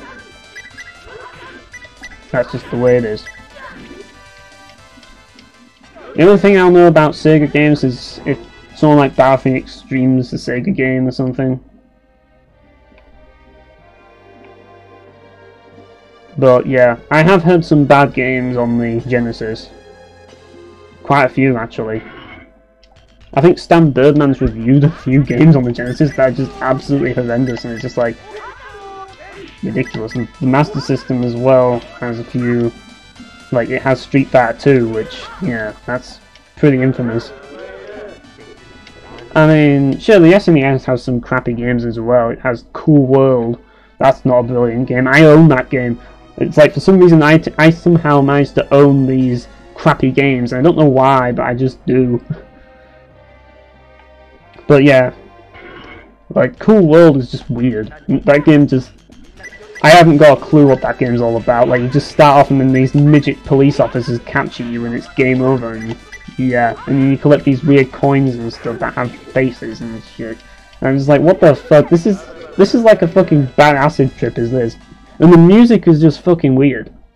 Like, the music is just odd. But the game itself, well, it's not that great because, like, you just die super quick from just, like, stupid things, and, like, the game doesn't really seem to have, like, tell you what to do, and you just feel lost, and it's just like, what the hell is this? That's the thing, it's just, like, really odd game. But, yeah.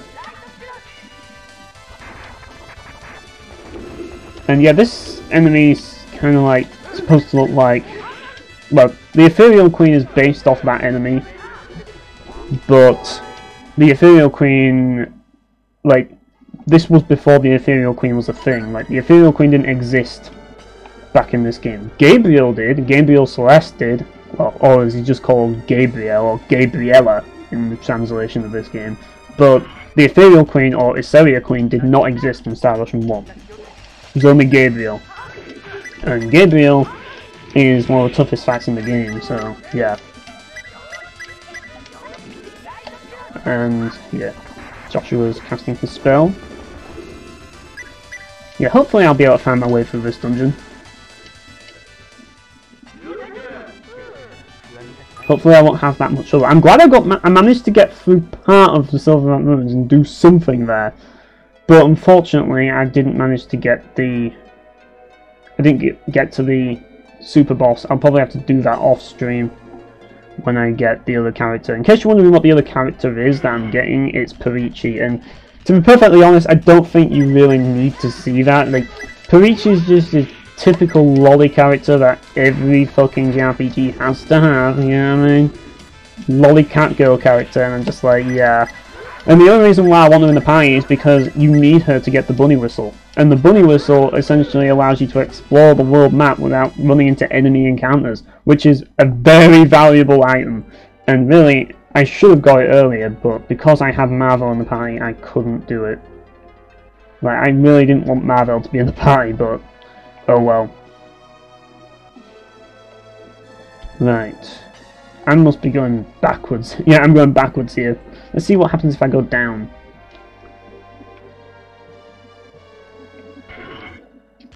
Like Sonic on GV... What? Was it GVA or... like... a GVA port on Sonic 1. I thought Sonic 1 was on the Master System. Correct me if I'm wrong, but I always thought the first Sonic was on Master System. Like, I don't know much about that, so you feel free to tell me. Like, I might not, I'll never play a Sonic game in my life, but I'm not against knowing information. Like, maybe, like, there's multiple Sonic games, I don't know, on different systems, because I don't really know the Master System that well. And I don't know if I'm pretty sure Sonic is on the Master System. Like, it'd be hard to imagine the Master System not, like, without a Sonic game. In the same year Sonic 06 came out. Like, Sonic 06, my god. Like, if Sonic... Like, I already don't like Sonic as it is. Like, let alone Sonic 06, like, my god. If that's the worst Sonic game, then I want to keep away from that game. I really do. But, yeah. I'm gonna try that link. Well, I should have actually pressed it again, oh well. Yeah, that's a really nice combo. It's nice and fast. And you can hit them from a distance, unlike Twin Slash. So if you need to hit them from a distance, that's a good combo to use. Unfortunately though, like, usually what I would do, like in my original playthrough, I had some other secret techs. I had 7-star Twin Slash, which was really awesome. That move was hands down one of the best moves in the game, period. But, well, I can't move through there. There's nothing up there, so I can't go there. I'm probably missing a catwalk here. That's probably what I'm missing. Either that, or I've just headed the wrong way completely and should go back. Maybe there was just items here, who knows. Maybe we'll come here later. You never know. But we killed them with Air Slash, and that's all that matters.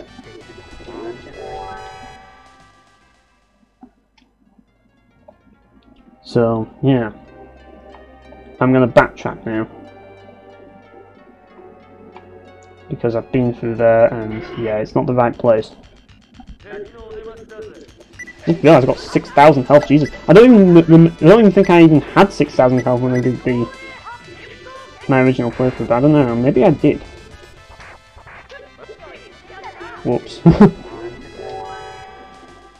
Like, I'm so over leveled for this. Mainly because I have the charm as well. The charm accessory is just broken. It really is. Like, what happens if I go up? Oh, just that area, dead end. Right. Let's kill the Angel Knight again.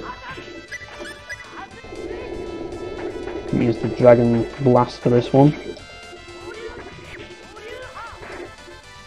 But yeah, 7-star double slash. I think to do it I have to use double slash. So I probably need to do that more.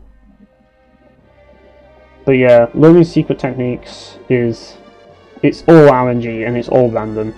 It does help though if you get the character angry. I'm sure there's always going to be some Sega fans around. But yeah, Sega have made some stupid decisions. And really, the thing about it is that like you can only fuck up so many times before you just lose your trust in people completely, and that's just the way it is. Sometimes you just got to, you know. Sometimes you just got to not like stop making mistakes. Right, what have we got here? Ooh, some good stuff. Right, you should probably get this thing here. And you got the dual helm. Yeah, I can give you the dual helm. And the Sylvalant helm. I don't know if that's better. Oh, it is. Sonic Forces is the worst mini-series Sonic game. I heard that Sonic Boom was pretty bad. But that's only from what I've heard.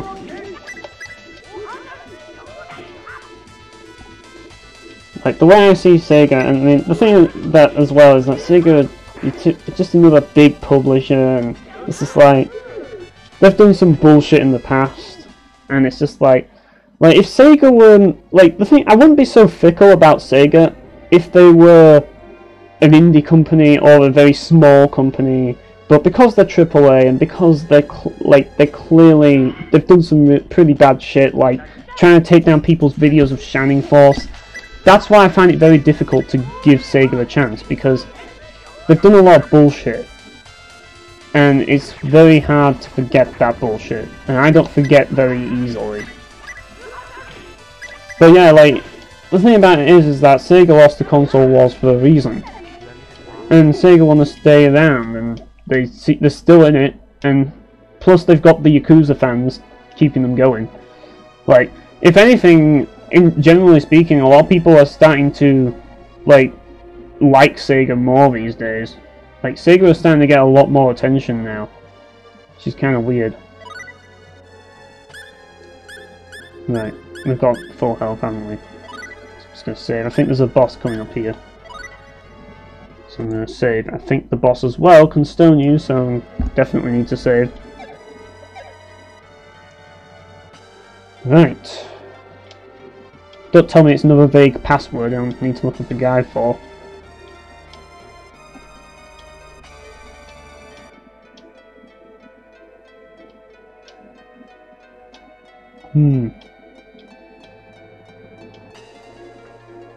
Now, the thing about it is, and here's the thing about Star Ocean 5, I don't really want to spoil it, but let's just say that Star Ocean 5 pays homage to this game. And there's going to be a lot of familiar stuff in Star Ocean 5. If you play Star Ocean 5, it's going to be very similar to this game. So there's going to be a lot of familiar shit.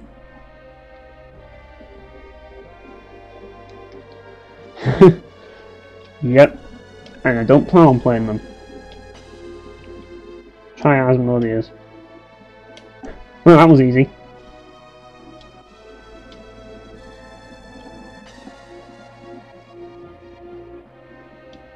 Negative. Please enter your password. Time exit. Oh shit. Here we go. Boss time.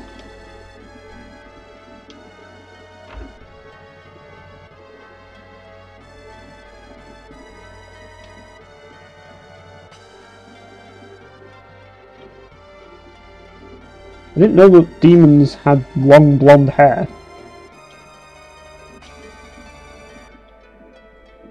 Yep, that's Asmodeus. And the thing is, in the remake, they changed his hair colour to blue for some reason. I don't know why, though.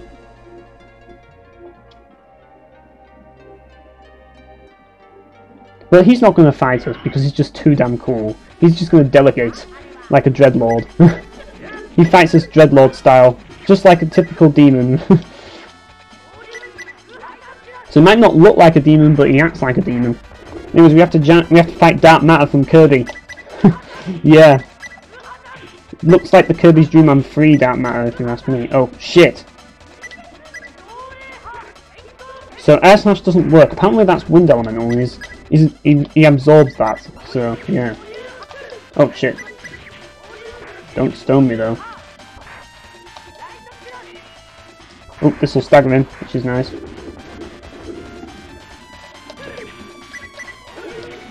Yeah, I'd say this moves best for him. And we killed him pretty easily, because we've got broken accessories. But we got some nice experience for that, which is always good.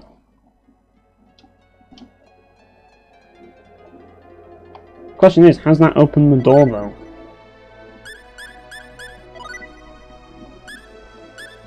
Right. Save state. And we've got past that. And yeah, can we go through the door now? I hope so. Oh, we can. Look at that idiot. Right, he opened the door and let us go through. He should have locked it before he went through. He might be a demon, but he's certainly not got the intelligence of a Dreadlord, let's be honest. He's more like Archimond in a way. But then again, Archimond charges into battle, he doesn't let his minions do the work for him. Maybe he's kind of like an in-between sort of guy. You never know. Right, maybe there's something interesting down here. Bubsy is a very annoying character. Yeah, he doesn't look particularly interesting, and he's got a nasty grin on his face. But I think that Sonic himself is an annoying character, so yeah. Maybe Bubsy... Like, maybe Bubsy was supposed to be the mascot of a system. Like, that's kind of what he looks to be like. He was some sort of a mascot. A very bad mascot. It looks like a football mascot or something like that, you know what I mean? A very creepy one.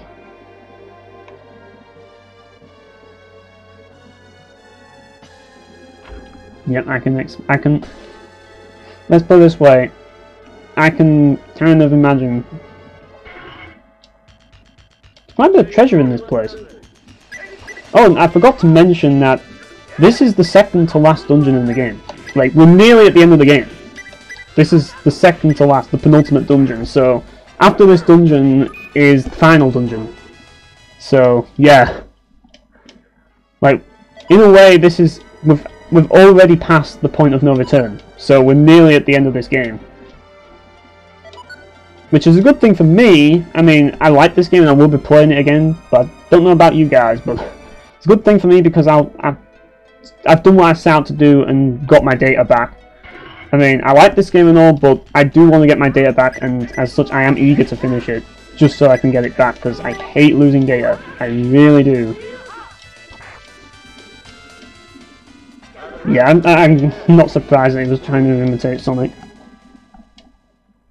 But yeah, he does look like a football mascot that got rejected. That's kind of what it looks like. Right, so that led to some treasure, which is always nice. At least we have a good idea as to where we're going now. But this dungeon's more straightforward than the last few, it seems. But like I said, these dungeons are my favourite dungeons in the game. Rejected Action 52 character. Did that game even have a mascot character? It's got so many games that I don't think it can have a mascot. Imagine if it did. If you ask me, Chin should be the mascot for Action 52. Like, he should be. Hong Kong 97 should be one of the games in Action 52. It should be. In fact, Action 52, all the games should follow, like, one storyline, and one storyline should connect all 52 games, and that storyline should be Hong Kong 97's storyline. So, to stop the fucking ugly reds and to lower the crime rate, Chin has to do all these mini-games. It would be so perfect, and it would actually make Action 52 a good game. A terrible game, but a terribly good game.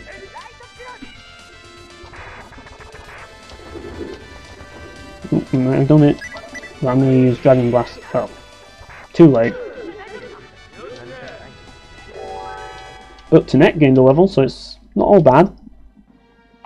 But yeah, the secret text, basically how it works is it's when you use a certain move, but also it's like, well, granted I hadn't used Spirit Blast before this, so that's part of the reason why I probably didn't get it. Maybe it's easy to get, but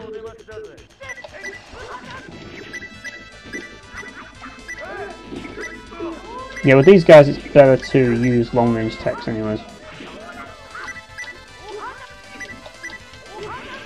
But to get 7-star double slash I have to use double slash. But he just used Mirror Slice, so yeah. It's funny how Mirror Slice was originally a move that just one-shotted enemies, but later on in the series it became a move that had multiple hits, which is kind of odd. But that's kind of how the series has evolved, I guess.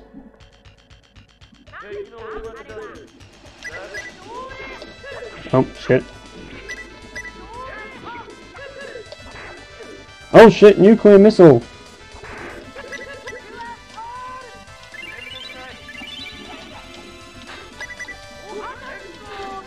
They have nuclear missiles in hell. Well, of course they do. Like, have you even played Painkiller? There's a giant nuclear explosion right there. Like, you can't miss it. It's the main landmark of hell in Painkiller. So yeah, it doesn't surprise me that there's nukes in hell. But yeah, here we go. Yeah, it's time to fight the boss. Time to fight Asmodeus and stop the demons from attacking Roke once and for all.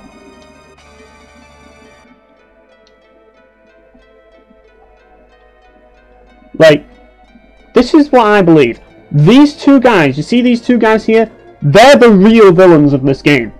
And you'll see why when you get to the end. But these guys are the real bad guys of the game. Like, those guys are pure evil. And you'll never see them again. And that's why I'm bringing it up. But they're the real bad guys of the game. And you'll find that out when you see the ending of the game. Because they need Asmodeus' blood for something. Now remember that we're in the past. So this event here, what's going on here is it connects to events that are going to happen in the future. So yeah, that's all I'm going to say on it. But yeah, that's the best I can say without spoiling. But yeah, let's deal with Asmodeus. And of course he turns into a giant machine. That makes perfect sense. But yeah, different boss theme this time. This is like serious business boss music is this. But yeah, I just find it funny how he transforms into a giant mechanical machine. And this becomes a trend, not only in like Star Ocean, like this becomes a trend in like this happens in Tales of Symphonia as well. Another reason why they ripped off Star Ocean, like enemies that just somehow transform into mechs. That's the thing that commonly happens in this game. But yeah, I need to find the Might Potion. Where is the Might Potion? This wine statue. Where's the Might Potion then? Trying to find it. Difficult to find when you've got all this to sift through. What's Victory do? Ooh, that looks pretty nice. That actually might be handy. But yeah, Might Potion. I'll use it on Seus. You can have a Might Potion. Right, what I want to do here, this is one time where moving is actually a good idea. Try and get behind him. Tiger Blast, nice. Ooh, yeah. We got a new secret tech for Seus there. Oh, keep forgetting the controls right. Get behind him and eventually he'll do this. This is the one time that you want to make sure you're behind him.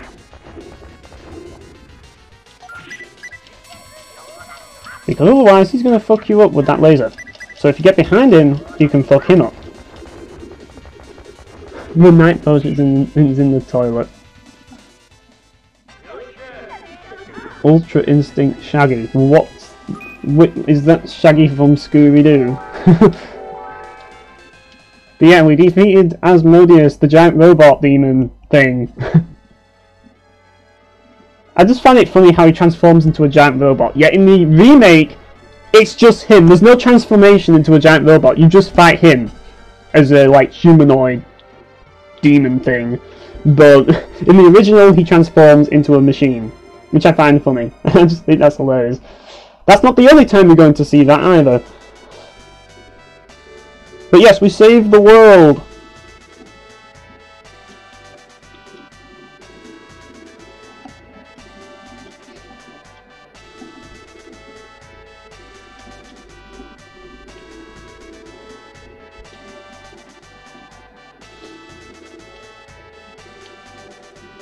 Yep, we've done it.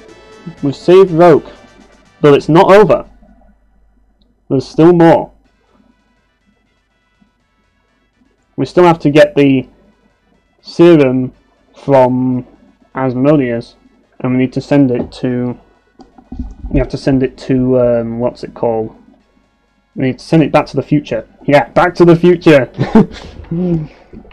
Just like the actual film. Exercise. You did nothing all game, Millie. So don't you go and tell me about exercise and all that shit. You did fuck all.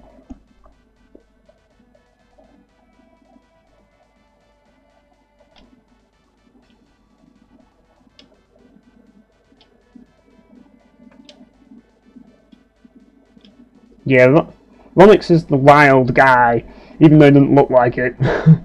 Whereas Lily is kind of like the voice of reason.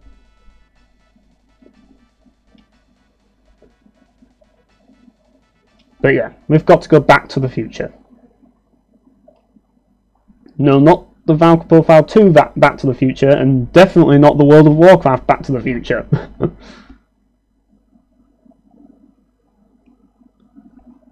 Infiltrator on NES, Operation Armed Liberty. What do you mean by broken? How are they broken? I played some buggy games in my time.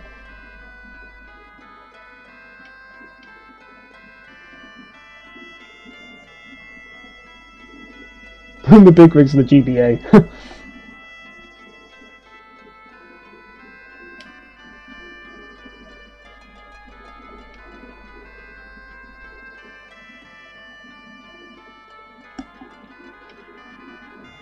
So we just run away and not say goodbye. That's not very polite.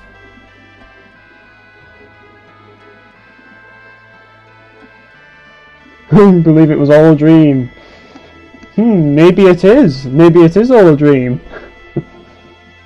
Maybe it was all a dream all along, or maybe something else. Maybe something worse.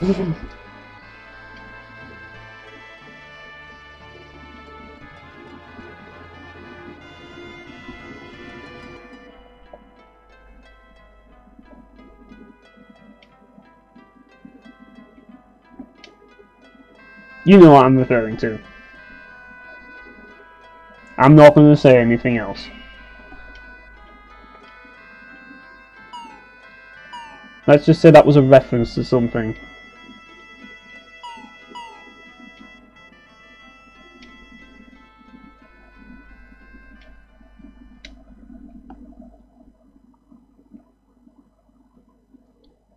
Now, I remember seeing a game like a Transformers game where it was impossible to beat one of the levels. Apparently it was. But yes, Dawn's back. We saved Dawn's life.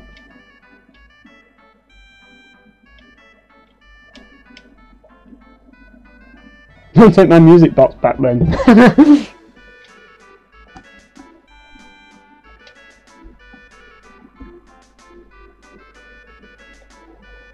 So Dawn, are you actually going to join the party and be useful to us?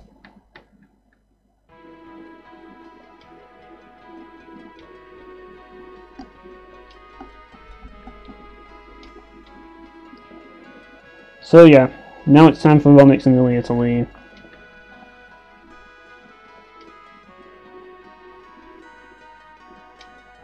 My A button's starting to... Like, there's less back force on my A button. Probably because I've been pressing it so much in this game.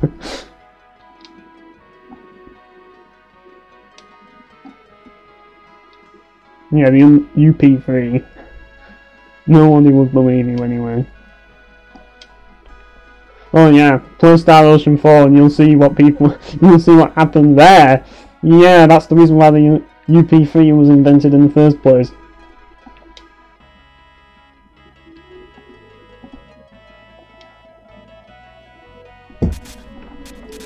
And we don't want that to happen again. We definitely don't want that scenario to happen again. I'm not going to spoil it, but let's put it this way. Something went horribly wrong in Star Ocean 4, and we all paid for it. Everyone that played the game, that is. You can go from all terrain, and it's just like the terrain you're supposed to race on. So, can you drive under bridges? Like, like when you try and cross a bridge, you go through it, and can you like go anywhere when you're racing around? You don't slow down or anything.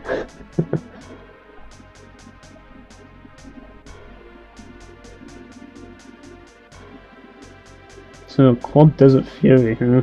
That's the game you want me to, that you're daring me to play, is it? Maybe I could emulate it one day. I don't know. But there's a situation going on here.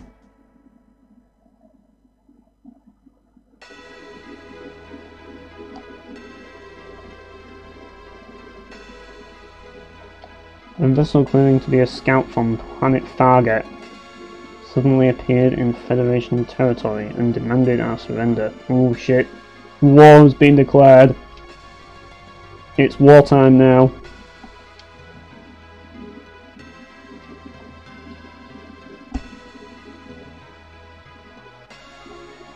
Operation Stardust. Fancy name.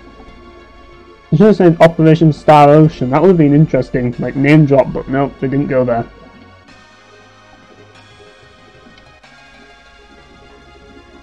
Yeah, I don't know about streaming it, but like, and that's another thing I want to talk about as well. Like, I'm not really sure. Like, after I'm done with this game, I'm not really sure if I'll be streaming for a while.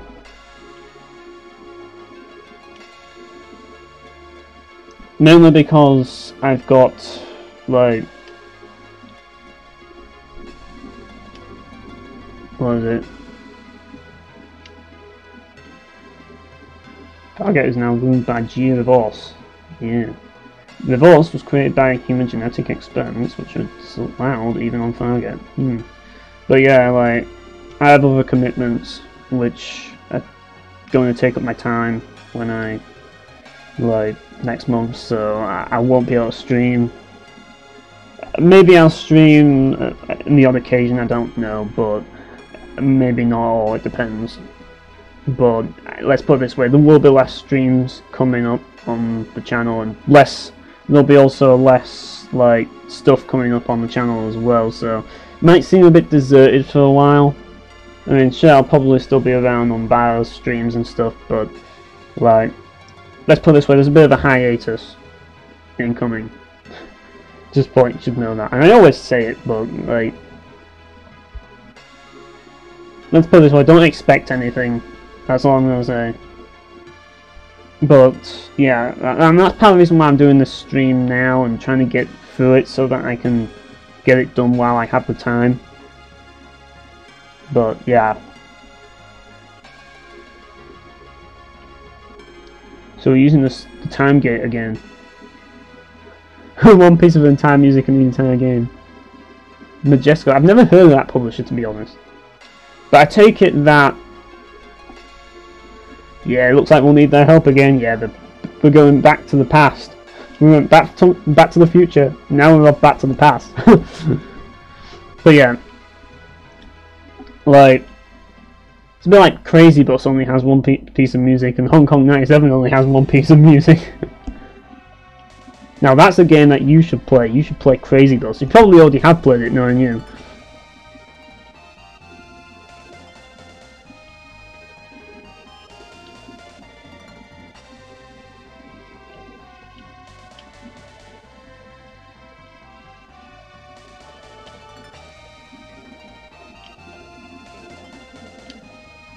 Yep, I'm not surprised that you've already played Crazy Bus. You're an aficionado of shitty games. That's what you are.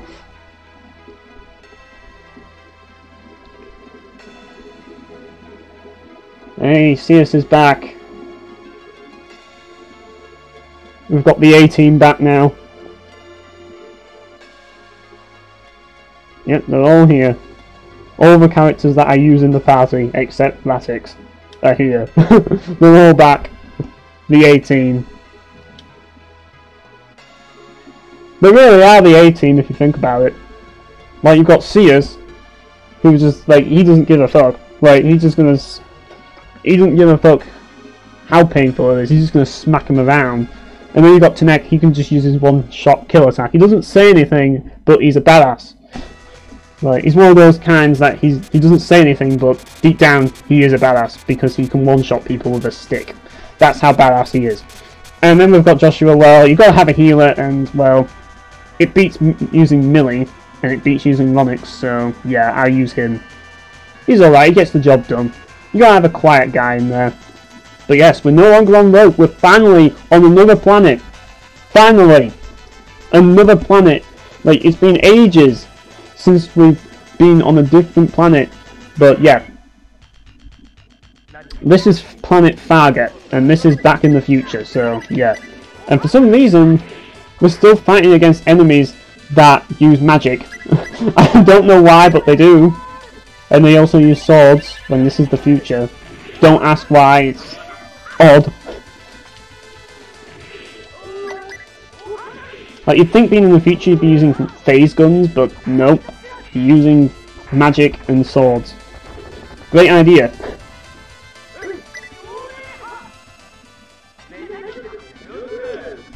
Ah, so there's a sequel to Quad Desert Fury. Nice to know. I'm glad it was popular enough. I'm glad to know that it's popular enough to get a sequel. Oh, we'll just have to kick their asses again then, won't we? They're called gladiators. I thought they were supposed to be soldiers. Oh, nuclear missiles. Shit.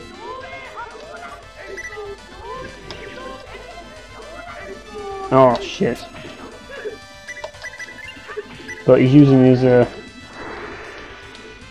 awesome attack. Yeah, these spellcasters can be pretty nasty. Well, actually, considering there's nuclear missiles, maybe they are using advanced technology against us, dropping nukes on us. That's a great way to deal with intruders. Kind of explains the state of the planet as well. How it's like a wasteland. But yeah, like, so as you can see, this is the new planet. This is the second world of Star Ocean 1. And yeah, we're surrounded. But unfortunately, in the original Star Ocean, you don't get to explore the second planet. Now in the remaster, you do get to explore the second planet. It's actually got its own world map. But in the original Star Ocean on SNES, they kind of rushed it, and instead, the moment you get to Fargate, the moment you get to the second world, you're immediately teleported to the second dungeon. Well, you're immediately teleported to the last dungeon. But yeah, this is the final dungeon, in case you're wondering. So yeah, you don't get to explore the second world. You just get kidnapped. Well, you get imprisoned. And you just end up in the last dungeon, and that's it. So the second planet is essentially the last dungeon, and there was supposed to be a side plot which is in Star Ocean First Departure, and it is explained, where you meet Ivina and the Anti-Reverse faction, and you can walk around on the world map on Fargate. You can't in this game. You just skip straight to the final dungeon the moment you get to Fargate, which, yeah, they kind of rushed the game out, it seems. But this game was released very late on the Super Famicom, so yeah, that's probably why They wanted to get it out on the Super Famicom while the Super Famicom was still going strong. But yeah. So yeah, we just have to stop Fargate and defeat G Revorse, who is trying to stop the Federation and declaring war on them. And they're also apparently behind all of the stuff that happened on Roke, all of the stone curse and shit. Yeah, they're behind it all. They're the ones that did the stone curse and started launching like all those weapons on Roke and stuff. They're responsible for it. So it's time to get revenge.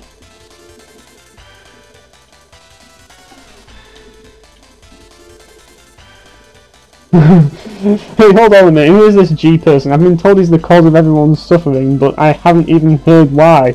Yeah, that's a good point. The game never explains who this guy is. Can we fill in this blank, please?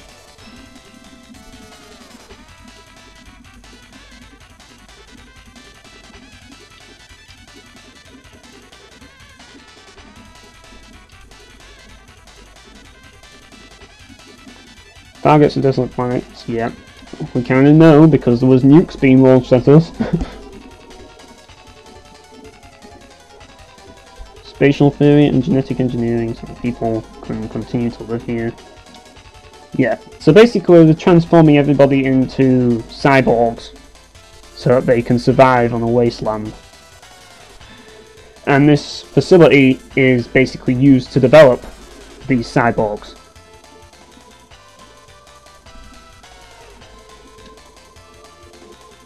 But yeah, in actual truth, it's been used for a biological weapon to invade Earth. Oh no!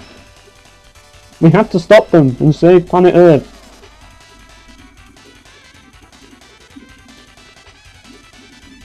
But yeah, the US version is 2005. No, it won't make a reference to Quad Desert Fury.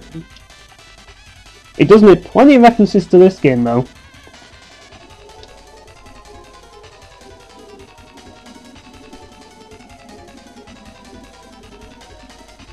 But yeah, they made G Revorse and he is a superhuman. And he's godlike apparently.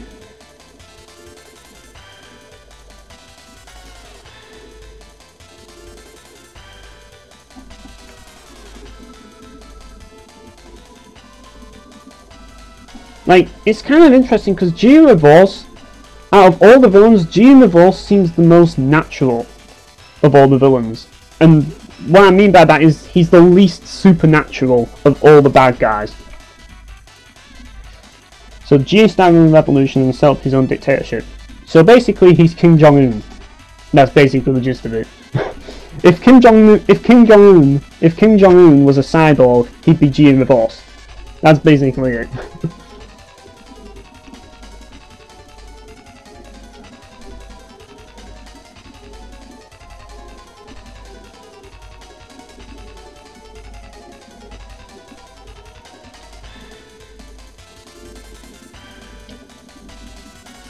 But we lack the power to do that, so we have to request the help of his soon-to-be victims, you. Well, that's a good way to motivate us, isn't it? Yeah, okay, let's go.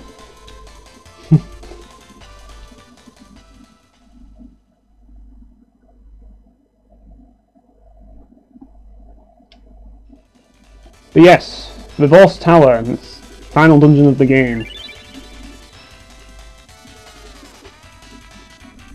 And yeah. This is a good time to call the stream now. I'll probably do a finale stream at some point, but yeah, this is the final dungeon, so we've not got that far to go. So yeah, I'm just going to save here, and yeah.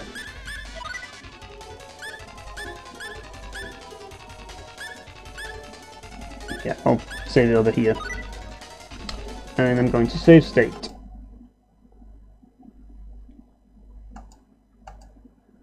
But yeah, oh, hang on a minute.